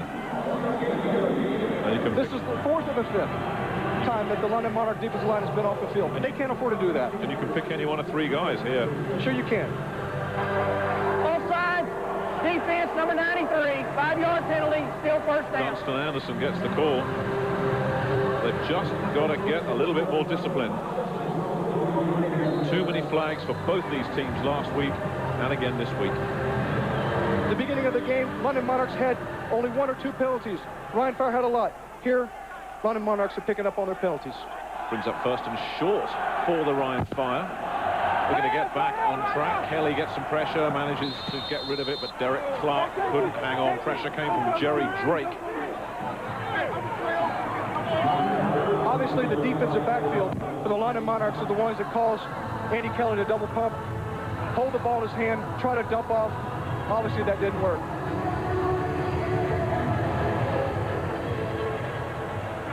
Andy Kelly certainly looking unhappy about something. Maybe the radio in his helmet's not working too well. 2nd down and 5. Kelly gives to Clark. Flag comes in. Clark with running room. Met Kevin Gaines, the strong safety, will have a first down to the 40 if it stands up. There's a flag. A lot of flags tonight, but I like what they did. Their pass is getting shut down, so what they're going to do is they're going to get a draw going, making the London Monarchs think that they're going to come back again with a pass, give the ball a quick handoff for a draw. Defense number 93 lined up in the neutral zone. Dunstan Anderson offside again. First down. Another look at the replay. You'll see right here, Derek Clark making the defense think it's a pass. Go in, get the ball, pick up 6-8 yards. London, that's their first team timeout. I think that was a great heads-up call by Galen Hall. 40-second timeout. Another look, great blocking by the offensive line. And a very fine tackle. Had to get past the 40-yard line to pick up the first down and knew it and did it. As a defense, you do not want, there you saw Kevin Gaines, the strong safety. As a defense, you don't want your strong safety being a part of the tackles. That's one thing last week had happened, is that the safeties and the corners were making too many tackles.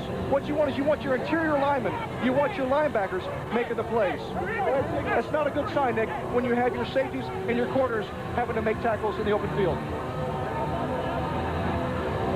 Well, a lot of these players have come in from the NFL, a lot of players with good pedigree and a lot of players hoping to go on to the NFL when the World League season is finished. And indeed, 6 guys in the Super Bowl.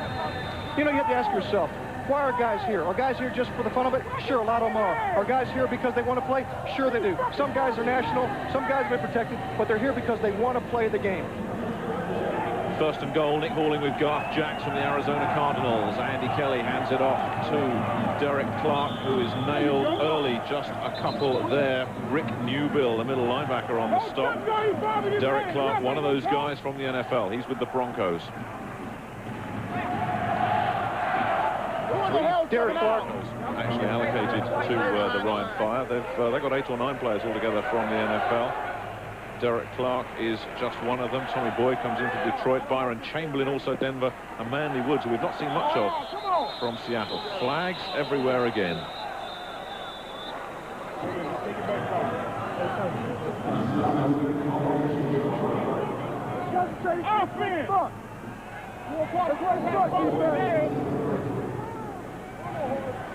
False start. Prior to the snap, number 77. 5-yard penalty, repeat second down. That's Steve Hardin, the right guard, who's also allocated. He comes in from the Indianapolis Colts. Manley Woods, we mentioned there, from the Seattle Seahawks. Those are 4 of the allocated players. Steve Hardin from the Colts. Derek Allen from the Giants, and A.C. Caswell, who's not playing tonight, from Oakland. He has just come off eye surgery. Second and long, movement again. This time it looked like Kevin Knox, the wide receiver. These players, all of them, are just twitchy. Prior to the snap, offense number 69, 5-yard penalty, still second down. Well, it was Derek Allen, the left guard, but I tell you, Knox moved as well. No, and let me tell you something. What both teams are doing is they're hurting themselves. And actually what they're doing is they're trading penalties. One time it's the defensive line, the next time it's the offensive line from the Rhein Fire. These teams need to regroup, they need to regain their composure and play football. Second in a bunch now. Still moving at the line. And Jerry Drake has just come up with a big play to push it even further back, but this game is just getting messy. It really is, Nick. And again, I have a feeling, no, it's not. No penalty. But this game can get out of hand if too many penalties come into fraction. Well, difficult to see what happened there on the Rhein Fire offense, but Jerry Drake was watching, and he just made sure it was a big play defensively for London. And it brings up 3rd and a mile. Kelly looks, throws, has got a man who's to midfield and no more. Nick Smith in on the coverage. Terry Clark picked up around 6 when he needed about 30. Again, you ask yourself, why, when you're that far away from a first down marker, why do you go to the short pass? Well, obviously, I'm a player. Coach Hall's a coach. He's coaching. I'm playing. But I don't know what they're thinking. Right now, the Rhein Fire has to go back. They have to settle. They have to settle down, and they have to regain composure. If they don't do that, Nick, they're going to hurt themselves. And that one of the ugliest drives I've seen in quite a while. Took nearly 4 seconds off the clock. Aragoose punts to McIntyre, who will take inside his own 10. Another good kick from Aragoose, and McIntyre's going nowhere and is down at the 10-yard line. So London will have a long way to go, but they still have a 10-point lead. London leading the Rhein Fire 13-3, 10:54 to go, third quarter. Rhein Stadium in Dusseldorf in Germany, where the London Monarchs lead Rhein 13-3. Early in the game, Garth Jack said, talent doesn't win football games, emotion does. Is that a legitimate statement? No, I don't know where he get that from. I think if you don't have talent, you're not going to win that many games. Talent do overcome a lot. You know, you always have talent and desire, keep that heart. That kind of combination, you can win a game, but you get to have the talent. Garth's having a tough time from the boys and back in the studio here today, but I think you're right. I mean, everybody in this league's got at least some emotions, you know. So it takes a special thing where emotion's going to carry you over, especially in a game that's so technical as American football and requires so many people to be performing and doing well. Can emotions be your downfall in a game, though?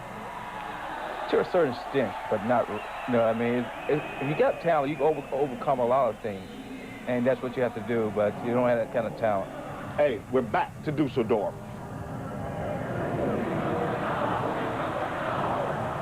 Back in Dusseldorf, Nick Halling with Garth Jacks of the Arizona Cardinals. London with a first down on their own 10-yard line. Frank Costa at the controls, gives to Russell White, who is hit and dropped for a loss of 5 yards.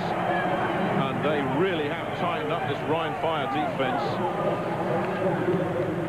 You know what happened right there is you saw Stacey Evans getting turned loose and making the big play. But I tell you what, Frank Costa right now has got to be concerned about what his role on this team is. Preston Jones going down with an injury. He's coming in. He's got a 10-point lead, Nick, and I wonder what kind of pressure he feels himself under right now. Yeah, because he's got to hold that lead against a Rhein Fire defensive front that is fired up. A loss of 5 on the play. London's offense out of sync. Second down. Costa with time looks, overthrows. He was looking in the direction of Willie Hinchcliffe. Jamal Ellis had the coverage, but Hinchcliffe had no chance. Talk about the pressure that Frank Costa's under. Got great blocking from his offensive line. He found his open receiver. Willie Hinchcliffe overthrows the ball. What Frank Costa has to do is he has to tune everything out, and he has to do what Frank Costa does best, and that's sitting back in the pocket, finding the open receiver, throwing the ball. If it means handing off to the running back, it means handing off to the running back. If it means audibly at the line, it's audibly at the line. And London, not a second-half team. They weren't last year. They were awful in the third quarter. Now on third down, he's got Russell White, who's got a lot of work to do and can't get anywhere near the first down marker. Picks up around 7 or 8 yards before Matt Gay comes up and makes the stop. But that's going to bring the punting unit out. Again, you'll see right here, Frank Costa trying to figure out what role he plays on this offense. Should have gone for the deeper route, but obviously went to Russell White out of the backfield, picked up a couple yards. Now it's fourth down. And Sonny Fexico is an inconsistent punter. Tommy Boyd waits close to midfield. Fexico kicks it to him and it's fielded at the 45-yard line. Boyd still on his feet, but not much. A return of about 8 yards. Darren Studstill. Roel Blenman may have been the first man there, the British national player. So the Fire will take over in good field position. 8:54 left, third quarter. London leading 13-3. Now the Fire looking to build on their earlier gains. Nothing doing there. Back to the line of scrimmage. At best, Blaine Berger in on the stop. Once again, we see that we got the fridge in there, coming in on, obviously, a rundown situation. But again, I ask myself, if I'm with the Rhein Fire, what do I do?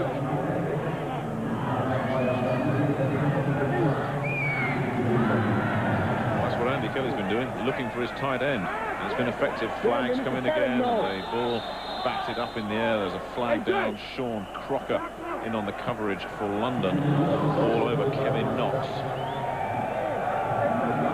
We're seeing too many flags in this game. Too many flags. Another offsides by the London Monarchs defense. This is like they're already in bad field position. They're already backed up. Offsides, defense number 93 lined up in the neutral zone. 5-yard penalty. Well, it's Dunstan Anderson again. Anderson and Drake are getting called virtually every series now. Again, you can see that Coach Lionel Taylor not very happy with his unit. Saying you're this close to the football, stay on sides. That'll bring up second down and 5 for Andy Kelly and the Rhein Fire. Looking to hit back. Kelly with time dumps it off over the middle, and that's a first down and more. Over the 30-yard line, Jerome Davidson is stopped eventually by Kevin Gaines. A pickup of 12, though, for Davison. This is the big play we talked about early in the game. Andy Kelly having to find somebody to make a play. Here you see Jerome Davis coming out of the backfield, number 33, working against the linebackers, making a big catch, making a big first down, putting themselves in a chance to go in for a score. To the 29-yard line. Andy Kelly, calm behind center. With time again, goes over the middle once again. It's another catch, a pickup of 4 yards. Rick Newbill on the stop. Looked like Derek Clark was the receiver. Let's take a look at the fridge again. The fridge is the kind of guy that you have to ask yourself, well, what is he out here for? Is he out here because he loves the game? Is he out here because he thinks he has a chance to go back in the football league? Hey, I don't ask Fridge that question. I have to give him my respect. I like the guy. I don't care what anybody says about the Fridge. I don't care if he's 350 pounds-ish. I like the Fridge. But he's certainly still competitive. On second down, a second effort from Davison, but doesn't get him much. He just drew the whole front 7. I think Rick Newbill was the first man there, with the Fridge not far behind. That was a fantastic scrape by the middle linebacker wearing number 94, Richard Newbill, making or allowing the play to develop right in front of his line, in front of himself. You'll see him down, wearing number 94, letting everything develop, and then scraping off and making the play. Great heads-up play by number 94, Rick Newbill. Well, the London defense needs to make a stand here on third down. And 4. Rhein looking to keep the drive alive. Kelly drops back to pass. Got a man. It's Davison again. Picks up first down yardage. Kevin Gaines on the stop, but he picked up 7. What you'll see right here coming at you from the sideline is you'll see Andy Kelly going back, staying with the composure that it needs to stay, finding, waiting, getting enough time to find the open receiver, Jerome Davis, picking up the big first down. Big play for Rhein Fire. And a lot of time there for Kelly. You see Jerome Davison there really getting involved in this drive, but Kelly given all that time. And they've just played with the minds of the Monarchs defensive front. Ryan. Yes, they have. And Galen Hall obviously went back in the locker room and told these guys, hey, we have a chance to do something. We've got a new quarterback coming in, Frank Costa. What do you want? What do you want, Pete? Pete! Pete! What do you want? Galen Hall calling up Pete Levine, the offensive coordinator. What about 10 Trad? Damn. H. Carry will be on there. Okay, I want to go H. 3 halves. H3 has 11 Trad. Again, Frank Costa, as a new quarterback, hey, telling these guys, hey, we got a chance. We're only down by 10. Let's get this thing going. And right there, he's telling his quarterback, Andy Kelly, H wide, run a trap. Let's see if this happens. So Manley Woods is wide right. Motion from onto Warren Carter. A draw play up the middle to Davison, who picks up a couple before he's stopped. You see, they did exactly what they talked about doing, sending Derek Clark out in motion, running a trap play inside with Jerome Davison. But a pickup of just a couple on the stop to the 15-yard line. Rhein Fire knocking on the door here. Motion in the backfield, that's Tommy Stowers. They've got Stowers, who breaks inside the first tackle, gets inside the 10-yard line. He meets McIntyre and Allen. Close to first down yardage for the backup tight end. Here the Rhein Fire do a play-action pass, trying to make the defense convert on a play-action, breaking back against the grain, trying to pick apart the defense of the London Monarchs.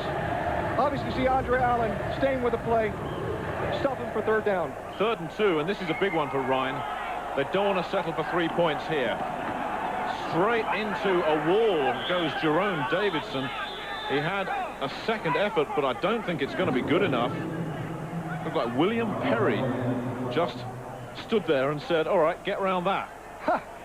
What William Perry does is, I guess let me say this, as a defensive unit, you want to create a new line of scrimmage with all your guys. What the Fridge does is he is a new line of scrimmage. And Galen Hall calls a timeout here, though, while he considers his options. They are short. No. 30 seconds, timeout. Consider whether to kick the field goal or go for it on 4th down. Perry, right on your screen, slipping in on the side of the block, getting in on the play. You don't have to make plays in this league. You just have to create things. And obviously, William Refrigerator Perry created something right there. Going back to Coach Galen Hall, trying to figure out what he wants to do as you look at William Refrigerator Perry here. One thing I like about this is they kept his numbers in centimeters and obviously kept the ISH, which you can't spell out. But this is a big guy. He's not 350. No, he's ish. He's ish. A big ish. But talking about Galen Hall, what Galen Hall has to do. Galen Hall has to figure out, he's 10 points behind. Hey, do I kick 3 points or do I go for it? I don't know. Right now, I might take the 3, take the easy 3. 9 buttons, 38. But it looks like he's going to go back with a run. Well, Andy Kelly has got close to 3 yards to make here on 4th down. And this could be a decisive point in the ball game with 4:10 left, 3rd quarter. I don't know if I heard Coach Galen Hall right, but I believe he heard him say blunt, which looks like split backs by the backs, running off tackle. Let's see if they call that right here. 4th and 3 at the Monarchs 10. The Rhein Fire roll the dice. Kelly with the handoff. He's got some work to do. He doesn't get it onto Warren Carter. Broken up by Rick Newbill. And that will be well short. They did the very thing that Coach Galen Hall did. They ran off tackle. But you'll see that the pursuit of the defense stops the play. You'll see right here in front of your screen. You'll see all the defensive players going to the ball. There's only one ball in this league. There's not 5 balls. There's not 10 balls. There's only one ball. And you see the London Monarch defense coming out with a big play, stopping them on 4th and down. That was momentum. That's what the London Monarchs needed. The Monarchs hold firm. They hang on to their 10-point lead. 4:06 left, third quarter. It's his fault that the Monarchs offense really has just gone off the boil. There were signs it was happening while Preston Jones was out there. Second and long from the 2. Costa gets pressure, and he's going to have to scramble, and only picks up around 5. I say only, that'll bring up a third down and short. It could have been a lot worse. Percy Snow, number 95, in on the stop. Let's go back to the big fourth down stop. You'll see right here, number 94 in the middle of your screen, Richard Newbill, letting everybody else do the dirty work, getting the glory himself, scraping off the defensive line, making a big stop. Fourth down, big stop, giving your offense a chance to get that momentum back on their side. And the Monarchs could do with a first down here. They've been in their own half of the field for the whole of this third quarter. But the Fire yet to capitalize. Costa on third down, drops, fires, broken up. The coverage from Ricky Andrews, the middle linebacker. Again, you look at Preston Jones, feeling pretty bad, and you got to feel bad for this young kid. This young kid came out looking great, doing everything he talked about doing last night, helping this team, putting this team in a position to win, coming out with an injury right before their half. You have to feel sorry for this guy. And Monarchs fans will just be hoping he's not gone for too long. Sonny Fexico will kick it away to Tommy Boyd, and Fexico's been much more consistent in this game. Boyd backed up to his own 30. Looks for blocks, gets past the first man, stays on his feet to midfield. A 20-yard return. Nick Smith on the stop. Once again, we have another penalty. That little yellow flag has been out a lot tonight, Nick. Certainly has, and it looks like this one's going to go against London. If I was the Fire right now, I'd have to decline it. I've got great field position. I'm inside the territory of the London Monarchs.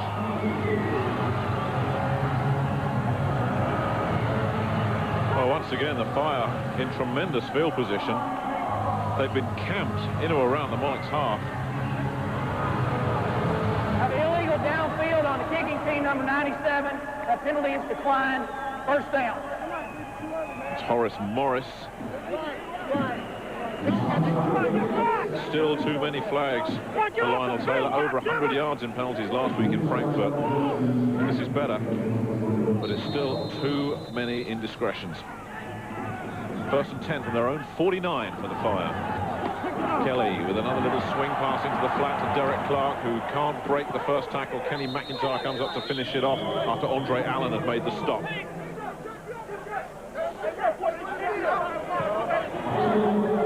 Here we talked about the pass distribution. They said they wanted to get the ball to the wide receivers.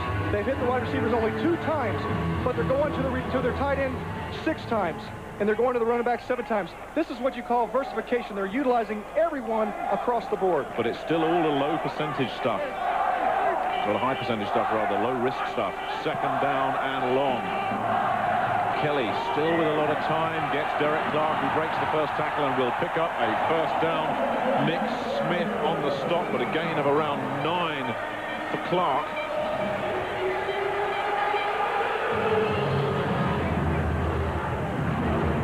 You'll see right here, Andy Kelly dropping back. Again, getting great protection from his offensive line. And then Derek Clark, I guess kind of as a reserve, coming out of the backfield. Somebody can dump the ball off, but obviously did enough to get the first down. Great heads-up play by the Fire. And Clark shaken up on the play, just comes out for a breather. And the ball spotted on London's 40-yard line. Derek Clark, still only 90% fit, really. Had a sprained ankle and missed last week. He'd never missed a game, not even in high school until last week.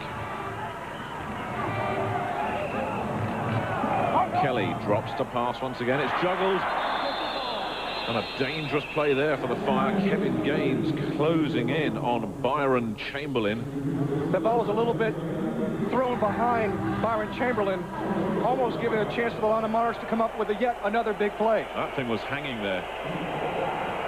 But it's incomplete. Brings up a second down and 10. The Fire in the last possession obviously showed that they had a little bit of what they wanted to do. Here they're struggling a little bit. Let's see if they get it back in their side. Clark's still out of the ball game. They go on the ground on the draw play. That's good enough for first down yardage. Terry Richardson. Darren Studstill came up on the stop. Jerome Davison picking up around 11 and moving the chains again. Another one, spreading the defensive out. This is what you call a draw play, isolating on the linebacker. You see, missing a tackle, but yet getting a chance to get themselves a position to get the first down, which they did there. Terry Richardson, another fine running back that they have utilizing in the backfield. They may just get this off before the clock runs out for the third quarter. They do. This will be the last play of the third quarter, and he's going upstairs, and he's got a man, and it's broken up. Kenny McIntyre did a heck of a job defensively, because that looked like it was going all the way. You'll see right here, number 84, Manley Woods. This is what you call a pump fake. Third quarter.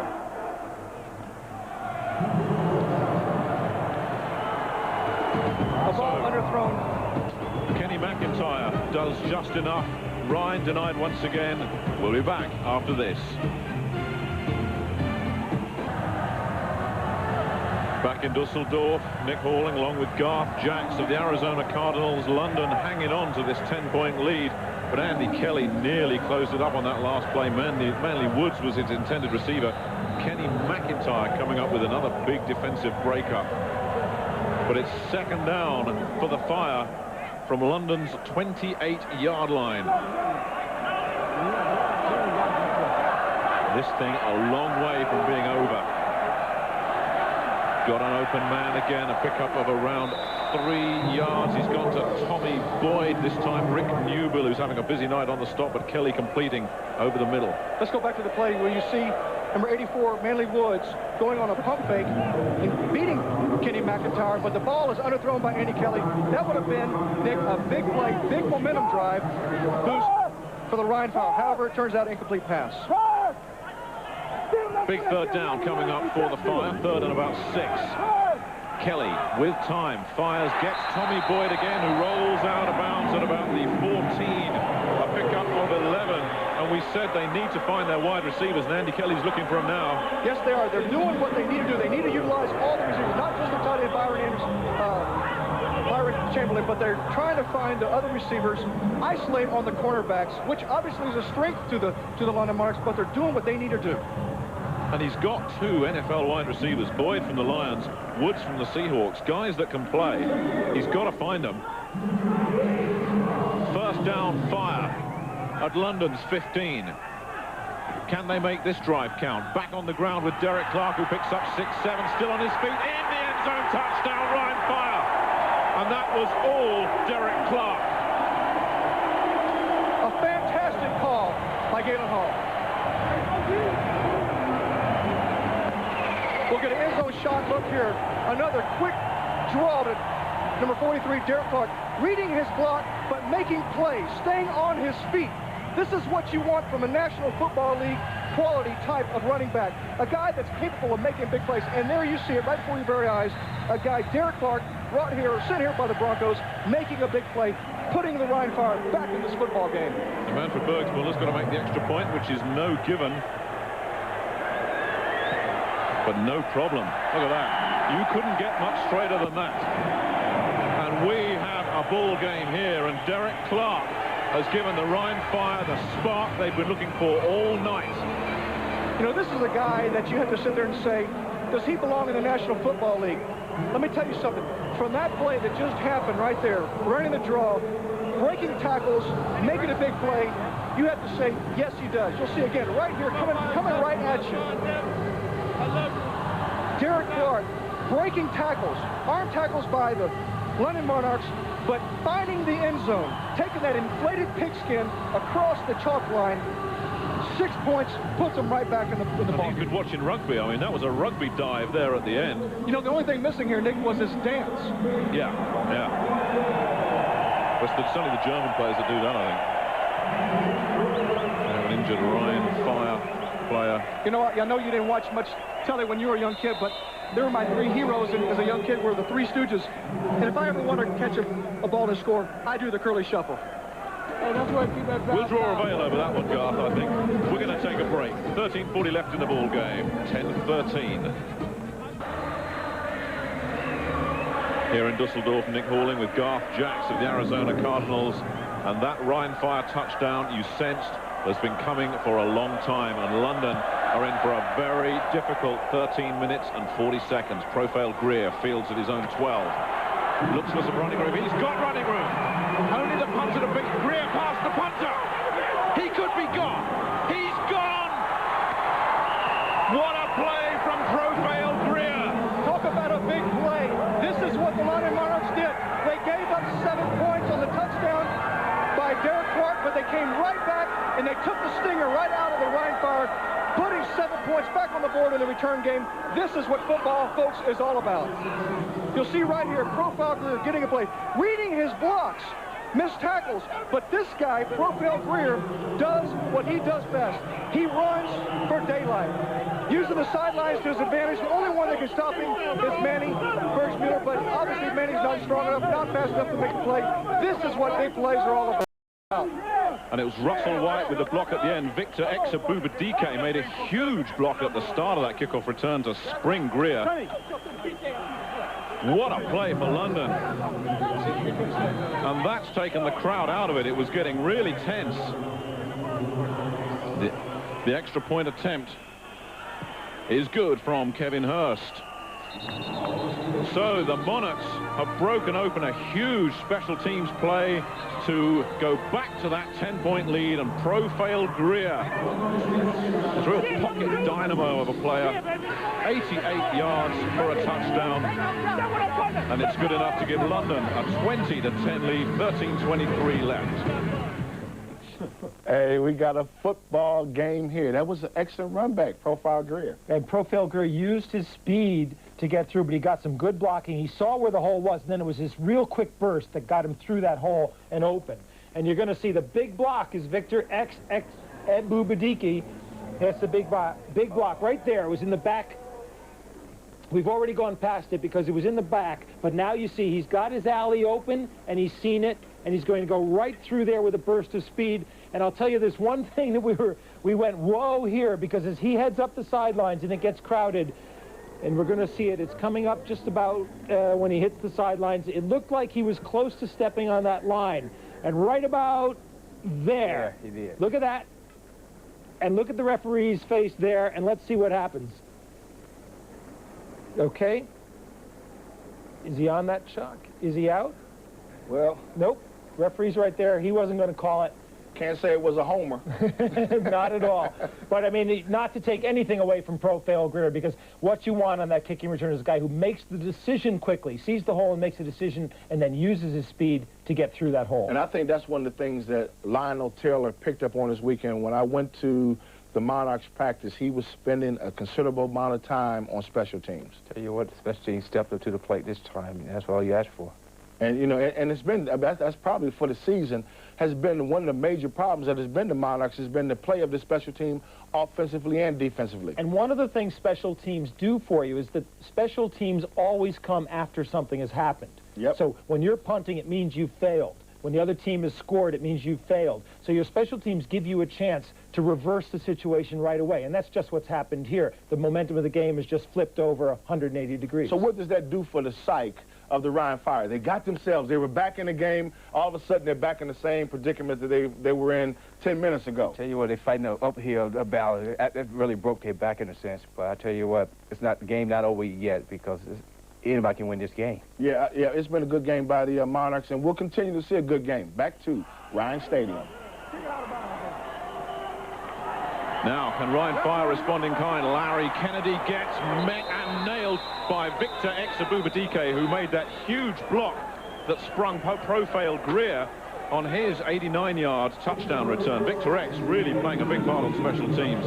The story of the game so far, the Rhein Fire and London really balancing out in total yards. Preston Jones out of the game, but Profile Greer proving a game breaker. You know, you think about Victor Exabubadike, a guy that maybe not used as much, but obviously has a role to fill, and that's on special teams. He's done it twice with 2 big blocks. The ball at the 30. Kelly drops to pass. Lot of running room here. 15, 20 yards before he was touched. Byron Chamberlain. This game isn't over yet. You know what I do? As we look at the play, I'd scrap one of my receivers. I'd take the guy that took me here, and his name is Byron Chamberlain. You'll see Andy Kelly scrambling out, finding the open receiver.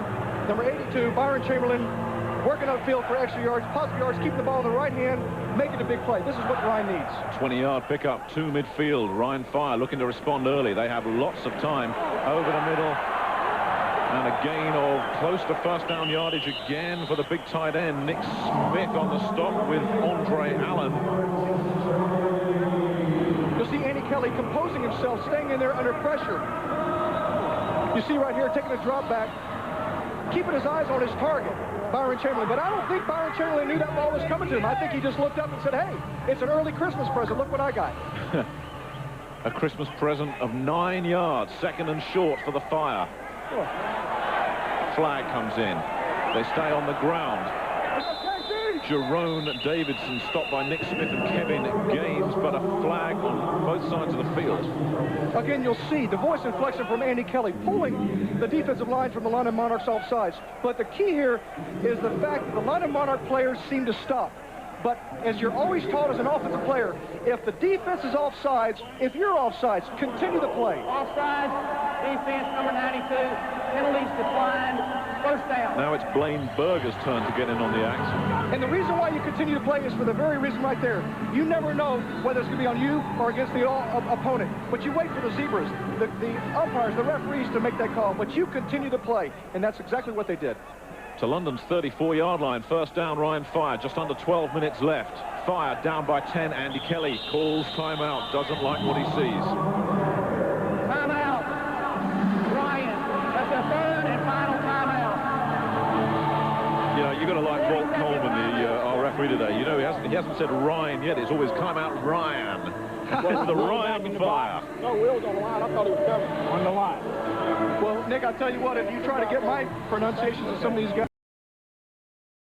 Actually outgaining the Monarchs on the ground. And it was completely lopsided in the first half. Galen Hall called a Tommy Boyd 10-yard hook. Let's see if they go to it. On first down. Kelly fakes, looks, fires, goes upstairs, looks for Manley Woods, and it bounced out of his hands. That was close. Darren Studstill had coverage. Manley Woods almost came up with a great play. You'll see right here, play develop. Play action pass, sucking up the defensive line and the linemen. Trying to find Manley Woods. Manley Woods keeps his eye on the ball, splits the two defenders, tries to come up with a one-hand grab, almost makes a great play to put them back in the game. And you know, Andy Kelly's sitting there saying, touchdown, no good. He's still hoping. There he realized. Second and 10. On the ground this time to Jerome Davison, who just blasts his way for about 11 yards before Kevin Gaines stops him. It looks like the Monarchs did not expect that. One thing that the Rhein Fire is doing is they're scheming against the London Monarchs. The Rhein Fire went into this game, I guarantee you, saying, hey, we run play action, we run draw, we'll keep these guys off balance. They'll never know what to expect. Right here, they hit a draw. They did their game plan. They did their homework last night. In fact, his knee went down before he hit the first down marker. It's going to be third and not much at all, a short yard. But they really have got their running game together with Derek Clark and the quietly impressive Jerome Davison, number 33, who's done a pretty good job. Davison is nailed behind the line of scrimmage by Jerry Drake, who read it all away. That is the exact same play I saw on Thursday when I went out to the London Monarchs practice. Jerry Drake, although he was working against the scout guys, beating the offender, inside move, stopping the play. That was a great heads-up play, great third down stop. But a flag, and it goes against London, and that on third down really hurts the Monarchs. A very bad break. A great play by Jerry Drake, although it comes up nil, simply the fact that they're getting caught with what they got caught with. Hands to the face on the defense, number 26, 5-yard penalty, first down. That's Sean Crocker, the cornerback, who's nowhere near the play, and that keeps the drive alive. Lionel Taylor had him stopped. You talk about, again, take momentum away from you and giving it back to the opponent. That's exactly what just happened to the Monarchs. The ball spotted at the 20. 10.5 minutes left. Kelly fires, gets a man who slips and falls after a gain of couple. Byron Chamberlain drew Andre Allen's coverage. I think Andre Allen had a few words with Chamberlain, who didn't like it. But Allen's had a quietly effective night here as well. Yes, he has. Yes, he has. Well, what happened there, that was a bootleg. They tried again a play action to take the London Monarch defense and fake them out and come back and hit Chamberlain in the flat. Obviously didn't work. Allen had a great play, great read. Just a couple of yards. Chamberlain 8 catches for 81 on the night. Kelly with a deep drop, lots of time, overthrows. He had a man. It looked like Chamberlain again, and that was in danger of being picked off. But Kelly with an ocean of space in front of him.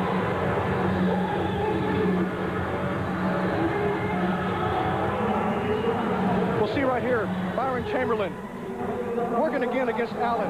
A little hold, a little infraction, but hey, no call, you don't see it there. Overthrown ball. Right there, you gotta like what Allen did. If you get beat by a receiver, do a little tug, do a little pull. There's no flag, it's not wrong. Andy Kelly, 22 of 35 now on the night. But still looking for his first touchdown. Needs it soon. Batted down. Looks like Blaine Berger, or Dunstan Anderson, in fact, who's changed his shirt. Had a piece of that one.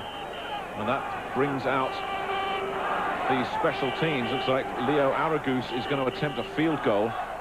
You see Kelly stepping back here. Unfortunately, the line didn't protect him as much. Got a little banged up, but hey, that's what quarterbacks do. They're in there not just to come out with a clean-looking uniform, but to come out with a couple grass stains. So it'll be a field goal by attempt by Leo Aragus, who handles the longer kicks. Manny Bergsmuller's leg not good enough. Aragus, who's punted very well tonight, looking at a 35-yarder on its way. Certainly got the leg. And good enough, it just sneaked in. So they pulled to within 7 once again. 9 minutes and a second left in the ball game.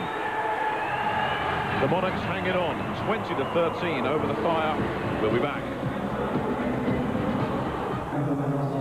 Welcome back to Dusseldorf. Mick Halling along with Garth Jacks of the Arizona Cardinals, watching a fascinating contest here between the Fire and the Monarchs. 2013 in favor of the Monarchs. But it's a brave man who's going to predict the outcome of this game with 9 minutes left. Leo Aragus will kick it away.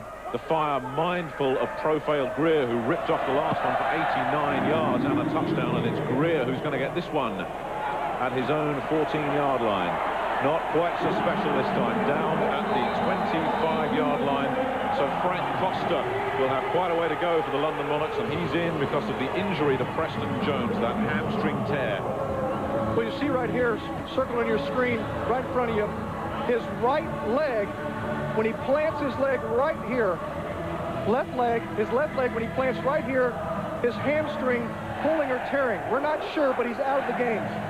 A big disappointment for this young kid, Preston Jones, who obviously had the London Monarchs driving, putting them in a position to win. Frank Costa's got to do it right here, though. Costa's got to deliver. Costa with time completes a pass, and a first down for Russell White, who beat the first man, Sebastian Savage, on the stop, but a pickup of around 17 for White. Great effort. Great effort and a great catch. Frank Costa going back, utilizing his secondary receiver. Secondary receiver is a receiver coming in the backfield. Here you see Russell White coming in, making a fine, superb catch. And then after the catch, what does he do? He tucks the ball away, keeps it in the right arm, on the outside arm, and picks up positive yards. Very quiet guy, Russell White. Doesn't like to talk, does it on the field though. And a first down to the 41. Costa fires, he hit the back of Ricky Andrews. And if Andrews had had his head facing the direction of play, he would have had an easy interception. Here we're going to pick up in the end zone, but let me tell you about this guy, Ricky Andrews. You got Percy Snow in there, who we haven't heard much of, but this guy is a big guy. He's a big threat. A middle linebacker, but what is he doing? He's covering a wide receiver. You got to like this guy. You got to like a guy that can do that, and he still can be big enough to play the run. Larry Wallace, the intended receiver. Wallace very quiet tonight. Draw play, and nothing doing. Gaston Green tripped up after maybe a couple. Looked like Larry Kennedy came up on the stop.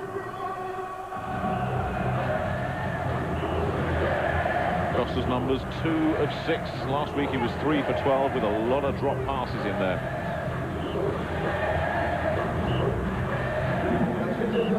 Played his college football at the University of Miami. Followed some pretty big names in that school's program. 3rd down, it looks like 10. No gain on the play from Gaston Green. And the Monarchs will be looking to convert this one. Costa gets rid of it before he's hit, but it was nearly an interception. Jason Carthen had the pressure. Sebastian Savage was thinking interception, and that was a ball that should not have been thrown there.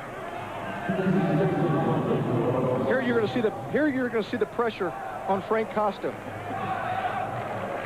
Frank Costa sitting back there, but obviously the offensive lineman getting beat. Great passes underthrown. Just bounced before Savage. Sonny Fexico will kick.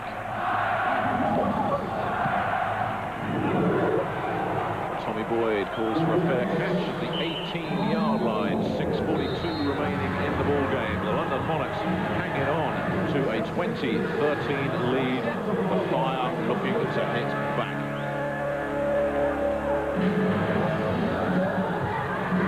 Well, the best team over the first 5 games of the season will host the World Bowl. And they'll take on in that World Bowl the team who finishes with the best overall record. Now, if that's the same team, both halves, then the second best overall record will qualify and go to the bowl game. They say the team that loses here tonight takes himself out of hosting, but they're still not out of it this season. Absolutely not. You can still go 7-3 and go to the game. Yes, you can. But this, a big drive for the Fire. Kelly, with lots of time, gets Byron Chamberlain again, who is tackled by Rick Newbill. Kenny McIntyre in on the play as well. In fact, it's not Chamberlain, it's Terry Richardson this time. Right there, what happened was Andy Kelly sent Terry Richardson in motion towards him across the field on a shallow pass and dumped it right off to him. Smart heads-up play by Andy Kelly, picking up 8 yards, put themselves in position either play action or run the ball. He won't panic, won't Kelly. 2nd and short. Kelly looks and batted away. And remember, the Rhein Fire are out of timeout. That could come back to hurt them. Right there, Jerry Drake working on the offensive tackle. Steve Hoyam, number 76, getting his hands up in front. And obviously affecting it with Andy Kelly's throw. 3rd down for the Rhein Fire. Down by 7. London show blitz, but they pick it up on the draw play, and a pickup of around 7 yards for Derek Clark, who's done everything the Fire have asked of him tonight. This play right here was set up because of the block of number 32, Terry Anderson, on number 99 of the London Monarchs, Jerry Drake. By taking Drake out, because Drake was in a position to make the tackle, but that play from Derek Clark was set up only because of the block by Terry Richardson. Clark over 50 yards rushing. Pretty decent numbers receiving as well. Really a vital cog in the offensive machine. Kelly throwing, underthrows. No chance of a completion there. He was looking for Terry Clark. And Lionel Taylor, who saw things start off so brightly here, sees his team clinging on in this second half. But if I was Lionel Taylor right now, I'd have to like my chances. Well, this is a better team. This is a completely different team to the team that just got slaughtered in Frankfurt last It's a completely different team, and you have to sit there and think that it was because of what this guy's done. 2nd and 10. Kelly drops back to pass again, gets some pressure, but gets some time as well. And broken up by a flag. 2 flags. They're going to call it. Manley Woods was there. Darren Studstill and Sean Crocker was there as well. I believe it's Sean Crocker that's going to pick up the infraction, pass interference. Andy Kelly again, staying in the pocket, moving just a little bit, but throwing the ball down the field. Here the ball comes. You see number 26, Crockett, getting his hands all over the receiver, causing the penalty, giving again the Rhein Fire the chance to stay in this football game. One thing that... Defense number 26, 1st down. And that is a huge penalty. One thing that the London Monarchs cannot afford to do is to keep Rhein Fire in this. Rhein Fire's in this not because of their superb play, but it's because of the mistakes that London Monarchs are making. Yeah, you can't argue with that. To the 30-yard line. And all sorts of problems defensively for London. Dunstan Anderson in the backfield before the ball was snapped. And Derek Clark rather continues on the play, which was the sensible thing to do, because this should be another call against London. It definitely should. I tell you what, if I was Lionel Taylor, what I'd do is I'd take my guys and I'd sit them on the bench and I'd say, hey, listen, don't listen to the quarterback. Look at the football. A very simple educational process of football. Offside, defense, number 99, 5-yard penalty. Well, Jerry Drake it was that jumped, but so too did Anderson. You know, you sit there and you think, okay, if you jump off sides once or twice in the game, okay, I can understand. But this many times, Nick, unexcusable. This is something like 10 penalties now for London, just like last week. It's just ridiculous. Like London, 8 penalties. Rhein Fire have had 10. And maybe that's why these two teams were both 0-2 going into this game. On the ground, ball is loose, and it's recovered by the Monarchs. Blaine Berger, I think it is, saw the ball land in front of him. Andre Allen with the hit. And what a moment for Blaine Berger. Just the right place at the right time. And the stuffing has just gone out of the Rhein Fire. Again, they hurt themselves by the penalty, but they make up the difference by making and creating a big play. You'll see right here, number 55, Andre Allen, getting his head in there, his head on the football, stripping the ball. Blaine Berger standing around, not doing anything, picks up a free ball, turnover, possession goes to the London Monarchs. And for all the good things that Derek Clark has done in this ball game for the Rhein Fire, that was his fumble.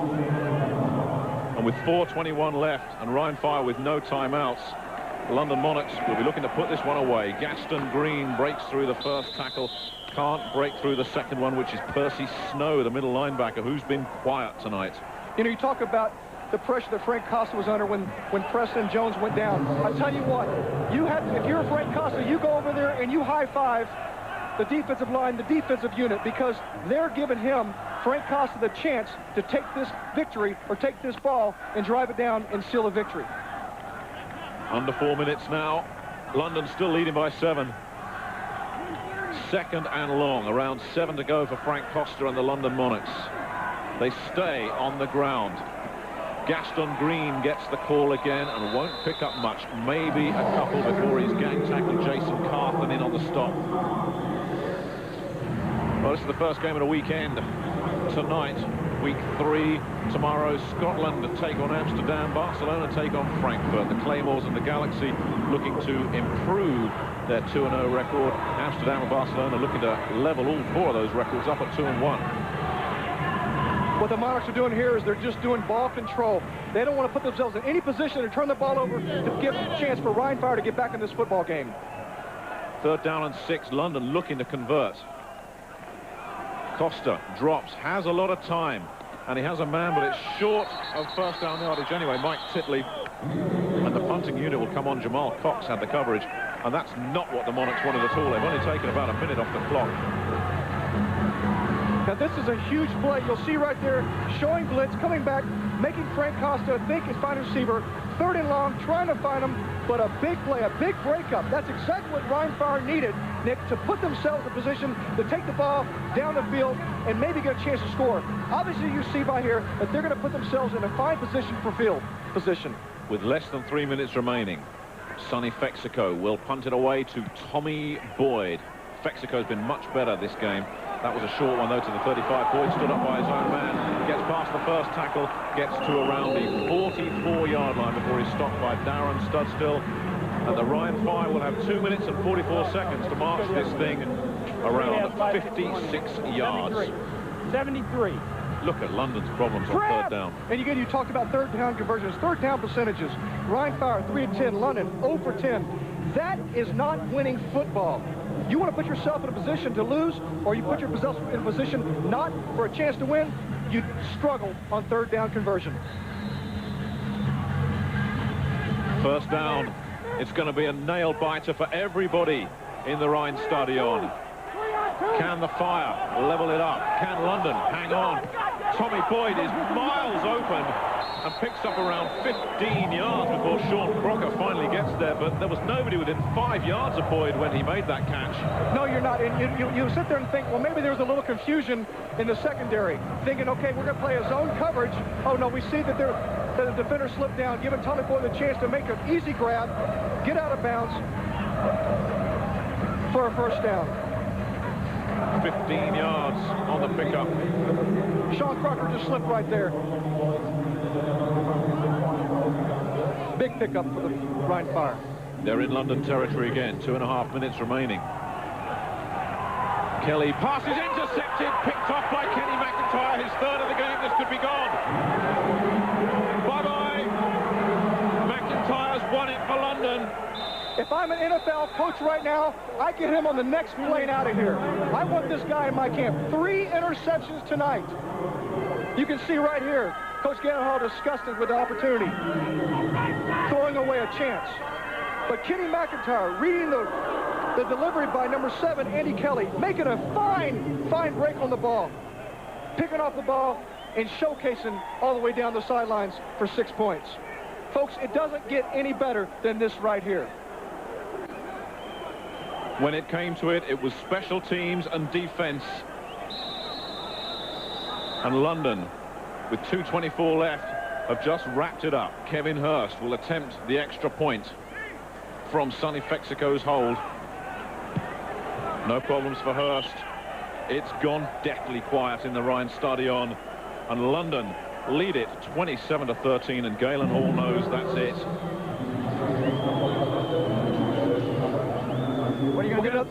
We'll get another look at the touchdown. Which everyone go. So the thing that we talked about earlier about Rhein's keys to being successful tonight, making the big play. Obviously, there was a turn of events, a turn of luck. A turn of luck where it went the way of the London Monarchs. Kenny McIntyre coming up with his 3rd interception tonight. You wonder, are the Kansas City Chiefs licking their chops by sending this guy over here to get experience? Yes, they are. And this is a guy that was cut by the Pittsburgh Steelers. I wonder if the Steelers are looking at this and saying, hey, we shouldn't have cut this guy. A tough night for Kelly, a bad break. But you can't, again, put all the blame on Andy Kelly. As I talked about earlier, the mistakes of a quarterback or mistakes of a game, an interception, doesn't always necessarily mean there's the blame and it should go on the shoulders of the quarterback. You look at drop passes, you look at running wrong routes, you look at great plays by the defender. That all goes into factor of a quarterback having a bad night. But when you're the quarterback, you get more than your fair share of praise, and sometimes too much of the blame. Kenny McIntyre has had an MVP game tonight. Hey, this man's bad. This man's bad. He never went away. He never went away. Short kick from Ruzek, fielded at the 22 by Larry Kennedy, who gets out to the 40. Past midfield. Oh, they're saying he went out of bounds. But there's a replay of profile rear there. Victor Exabubadike on the stop. He's had a big night on specials. He's had a very big night. But let's go back. One of the strengths they said, that the London Monarchs said coming in this game, was the strength of their defensive secondary. Obviously showing tonight with Kenny McIntyre, other big plays coming up. But you have to sit there and like your chances for the rest of this season. Hey, whether they win the first half or not, you can't concern yourself with that. But you have to like the performance that the London Monarchs have used and shown tonight. And this guy will go into the Kansas City camp with some pretty good film on him. First down at the 44. Kelly is hit, loose ball, and it looks like London. No, it's still loose. Still bouncing around. They're playing ping pong in there, and I think Rick Newbill may have come up with it. No, still loose. Horace Morris, I think, forced the pressure. They've given it to London. And this thing's just run away from the Rhein Fire, who was so close to closing it up. And Andy Kelly's face says it all. It sure does. You'll see right here, Andy Kelly getting hit again from the backside. Horace Morris, who is really a hometown hero in the city of London. They call him Homo. Homo for Horace Morris. But again, something that you can't hold responsible for Andy Kelly. Obviously, Horace Morris defeated the offender, came in the blind side, knocked down Kelly, taking him out of the game. You'll never guess what, Gar. Guess that. There's a flag. Oh, no. Not tonight. We haven't seen many of those tonight, have we? Where'd he come from? Andy Kelly saying, where'd he come from? 5 fire turnovers tonight. 3 interceptions, 2 fumbles. Talk about takeaways and giveaways, turnovers, something that you want to create to give yourself a position for a big play. Now this goes against London now. Is this going to take this one away?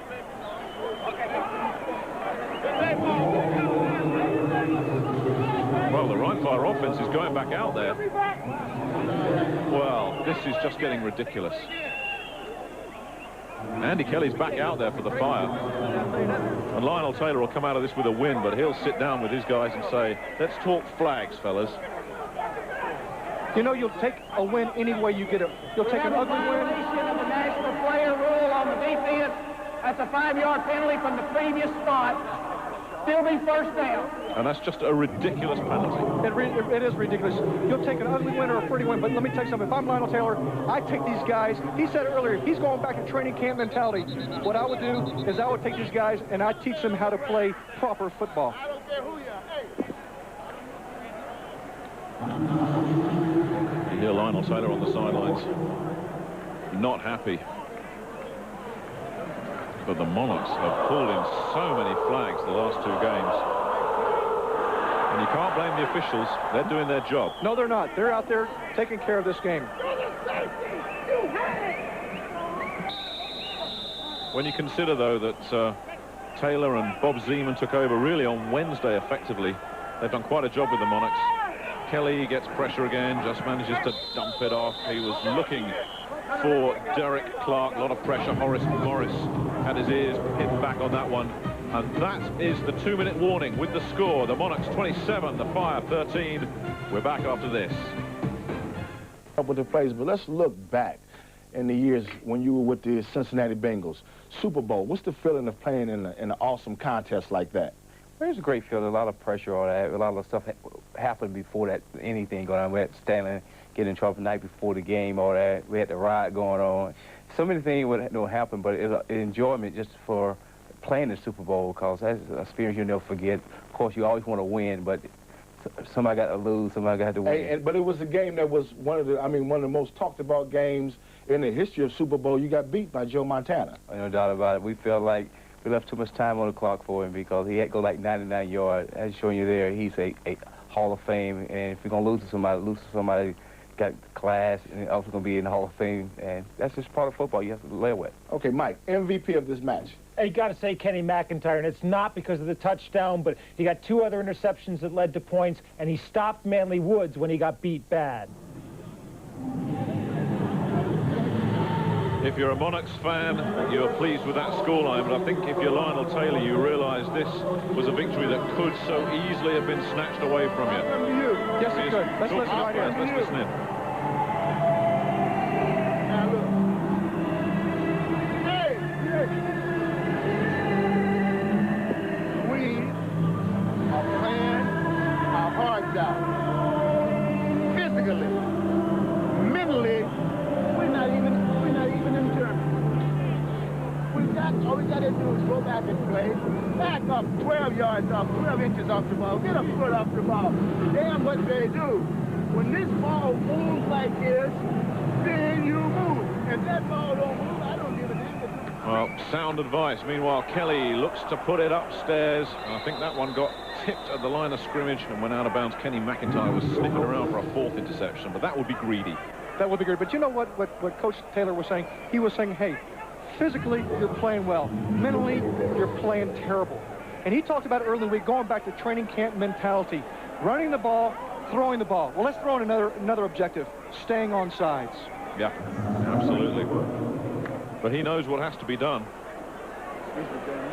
And I'll tell you what, if this was a chain of events, different score, a little different attitude. Still they're doing it.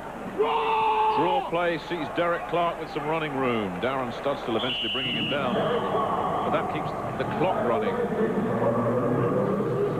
Lionel still not happy. Picks up a first down. But London will be happy to see it on the ground. And let me tell you something. The Rhein fire is not out of this game yet. A lot of things can happen in a minute 30 seconds. And I think Galen Hall knows that. He's won a national championship in college. He knows his game.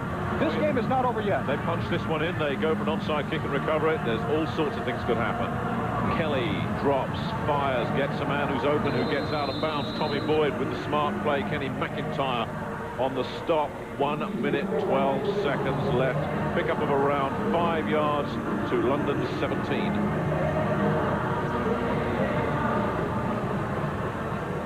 Andy Kelly doing what he needs to do. He needs to find his open receivers.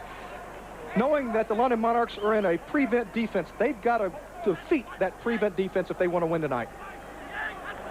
Second down. Kelly gets some pressure, steps up, then gets hit. Loose ball, fumble. Dunstan Anderson recovered it. They're saying he was down. Blaine Berger had the initial pressure. Well, we have a tradition over here in Europe, Garth, that we name a man of the match, kind of most valuable player. I mean, I'll give you a few minutes to think about it, but give us one or two candidates and then give us your nomination. I don't need any help with that one. We know who that guy is. We know who it is. Number 28, Kenny McIntyre, obviously. He gets my vote too.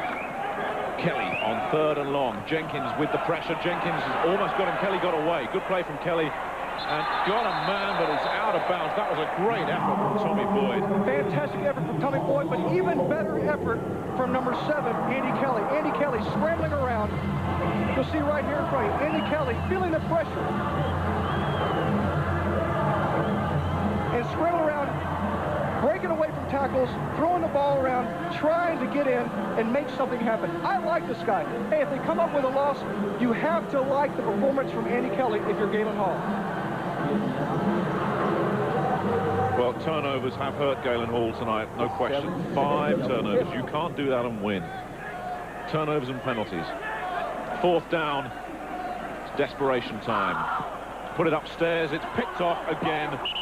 Sean Crocker. There's a flag. There had to be a flag. They were looking for Kevin Knox, who they've hardly used in this game. A deep threat. Kevin Knox has not been utilized. I think we're going to get a little pass interference right here. There it is. Pass interference. You see Kevin Knox right here. ISO on Kevin Knox. Unfortunately, here's a guy that can help you out. Defense, number 25. But number 25, Kevin Gaines, obviously getting a little too close for comfort, Nick. Getting his hands inside, getting his hands on Kevin Knox and drawing the penalty. Gives them a 1st down at the 2-yard line with 35 seconds left. London. And London call a timeout. Second team timeout. It's not over yet for Rhein. They need a miracle, but it's not over. No, and I will reiterate, this game is not out of control. What Galen Hall needs to do, he needs a quick score. You've got 35 seconds on the game clock. What you need to do is you need to get a quick score, onside kick, get the ball, and drive the ball back down. Let's listen. Well, the London Monarchs taking the timeout there, which has probably held the fire, if you think about it, because they were out of timeouts. This surely helps them. Yes, it does. Probably going to jump on the man, though, I was thinking. No, they're going to run in now. Okay, let's go 2 formation, 115 Y alert. He's not there, just, you know, grounded. Yeah. Regular. Get him up. Go to the hand. Well, Actually, a young coach, somebody got to come out, right? I feel he needs to bring his guys over. Sure, you question the timeout, but you have to say, hey, he needs to get these guys on the same page. He can't afford an offsides. He can't afford a penalty. Telling the defensive linemen to get their hands up. I'll tell you something else that impresses me about the Fire. You can see it in their eyes. They haven't given this thing up. Andy Kelly certainly hasn't. No, and you can tell the true character of a football team if they're down, laying over and let the opponent score some points and run all over you. Something they didn't do tonight. 1st and goal from the 5. They've got a touchdown, and they're still alive. Byron Chamberlain waltzed in without anybody anywhere near him. 31 seconds left. Again, I mentioned it earlier. 14. They have schemed the defense of the London Monarchs. Obviously realizing that they knew London Monarchs were going to go with the play action, leaking Byron Chamberlain out into the flat. What we call this is a simple bootleg, finding himself wide open in the end zone for 6. Now Bergsmuller's got to make this extra point. And he does. He's had no problems at all tonight, Manfred Bergsmuller, with the extra points. 20-27, 31 seconds left. And we've seen a lot of big special teams plays in this game, but the biggest one may be yet to come. You may question, why did Coach Galen Hall go for 1 and not go for 2? Simple reason, because there's enough time on the clock to kick an onside kick, recover it, and get a bomb down in the end zone for another 6 to give themselves a chance to tie this football game. Byron Chamberlain's had another big night, 9 catches, 83 yards. He's the World League leader after 2 weeks. I think he'll have increased that lead now. Let's go, baby, let's go. Let's go, let's go. Well, this is where you send out the hands team, Garth. Yes, this is a position that I would not find myself on, Nick. I'm a defensive player, I'm not a receiver. See Willie Hinchcliffe out there, Darren Studstill, Profile Greer, Russell White, Larry Wallace, all the hands. Willie Harris, number 80 out there, Mike Titley.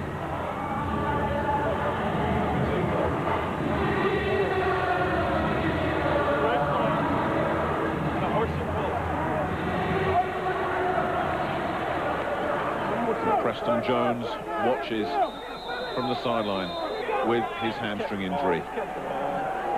Now, what happens here? There's the kick. It takes a hop straight into a London player, but it was jarred loose. Now, who's got it? It took a hop into a London player's hands, but the London player was hit.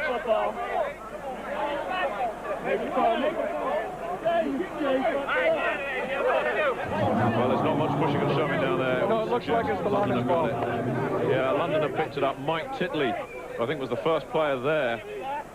Just got it. What a good kick this is. A perfect kick. What you want to do is after that, the third snap, third bounce, and high up in the air, Michael Titley making it lucky. Big, very lucky, making a big play. He was hit, and the ball just sort of landed underneath him. There's the hit. Special teams coming into play in this game, Nick. Something that a lot of folks think that it's irrelevant, a relevant part of the game, but obviously it has become a big factor, not only in the National Football League, but in the World League of Football. We've seen this all game, special teams. Frank Costa will just drop to one knee, and that'll do it. London will hang on to a 27-20 victory. On balance, Garth, do you get the feeling they just about deserve it?